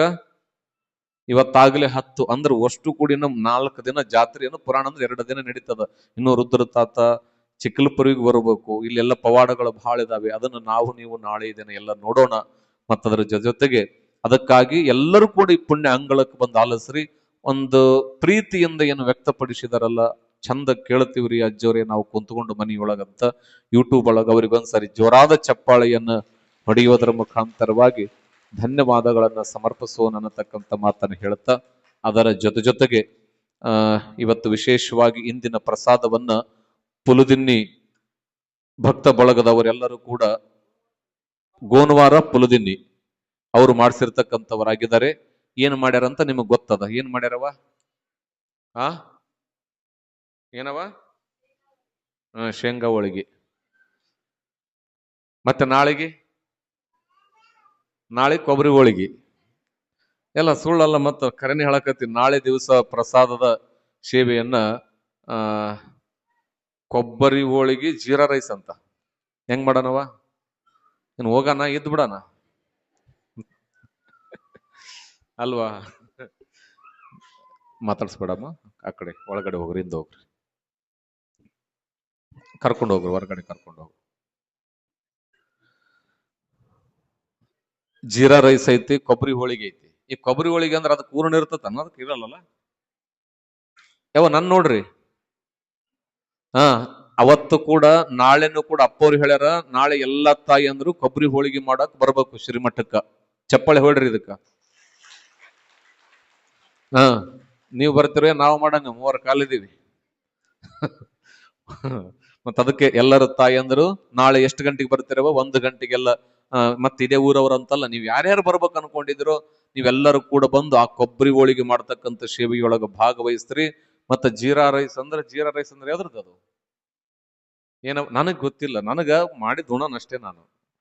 ಆದ್ರೆ ಜೀರಾ ರೈಸ್ ಅಂದ್ರ ಜೀರಿಗೆ ಹಾಕಿದ್ರ ಜೀರಾ ರೈಸ್, ಟೊಮೆಟೊ ಹಾಕಿದ್ರ, ಮಸಾಲೆ ಹಾಕಿದ್ರ, ಏನು ಹಾಕ್ಲಿಲ್ಲ ಅಂದ್ರ ಒಟ್ಟ ನಿಮಗೇನದ ಜೀರಾ ರೈಸ್ ಮಾಡ್ತಾರ. ಒಟ್ಟ ಚಲೋ ಪ್ರಸಾದ, ನಿಜವಾಗ್ಲೂ ಕೂಡ ಆನಂದವಾಗಿ ಬಹಳ ಅದ್ಭುತವಾಗಿ ಮಾಡ್ತಿರ್ತಾರ. ನೀವೆಲ್ಲ ಎಷ್ಟು ನೋಡ್ರಿ, ಆರಾಮಾಗಿ ಊಟ ಮಾಡ್ತೀವಿ. ಒಂದ್ಸರಿ ಜೋರಾಗಿ ಚಪ್ಪಾಳಿ ಹೊಡ್ರಿ ಪ್ರಸಾದ ಮಾಡ್ಸೋರಿ. ಯಾವ ಊರವ್ರು ಮಾಡ್ತಾರೋ ಪಾಪ, ಅವ್ರು ಇದೇ ಊರವ್ರ ಅಂತ ಅನ್ಕೊಂತೀನಿ ನಾನು. ಅಡಿಗೆ ಮಾಡೋರು ಇದೇ ಊರರವ, ಅವ್ರೆಲ್ಲರಿಗೂ ಪ್ರಸಾದ ಮಾಡಕ್ ಕೊಡ್ರಿ. ಮತ್ ಇವತ್ ಯಾರ್ಯಾರು ಶೇಂಗಾ ಹೋಳಿಗೆ ಮಾಡಿದಾರ ಊರಾಗ, ಅದು ಮತ್ತೆ ಸುಮ್ಮನೆ ಮಾಡಿಸ್ಕೊಂಡು ಬಂದಿಲ್ಲ, ಅವರು ಮಡಿಯಿಂದ ಶೇಂಗಾ ಹೋಳಿಗೆ ಮಾಡಿಸ್ಕೊಂಡು ಬಂದಾರ. ಬರೀ ಗುರುಗಳಿಗಷ್ಟೇ ಅಲ್ಲ, ನಿಮಗೂ ಕೂಡ ಮಡಿಯಿಂದನೇ ಮಾಡ್ಕೊಂಡು ಬಂದಾರ. ನೀವು ಕೂಡ ಚಂದ ಭಕ್ತಿಲಿಂದ ಅವನ್ನ ತಿಂದು ಆಮೇಲೆ ನೀವೇನು ಹೇಳ್ಬೇಕು, ಇವತ್ ಯಾರು ಪ್ರಸಾದ ಮಾಡಿಸ್ಯಾರಲ್ಲ ಅವ್ರ ಮನಿ ಬೆಳಕು ಮಾಡ್ಲಿ ರುದ್ರ ತಾತ ಅಂತ ನೀವು ಅನ್ಕೊಂಡು ಹೋಗ್ಬೇಕು. ನಿಮ್ಮ ಮನೆಗೆ ನಿಮಗೂ ಒಳ್ಳೇದಾಗ್ತದ, ಅವ್ರ ಮನಿಗೂ ಒಳ್ಳೇದಾಗ್ತದ.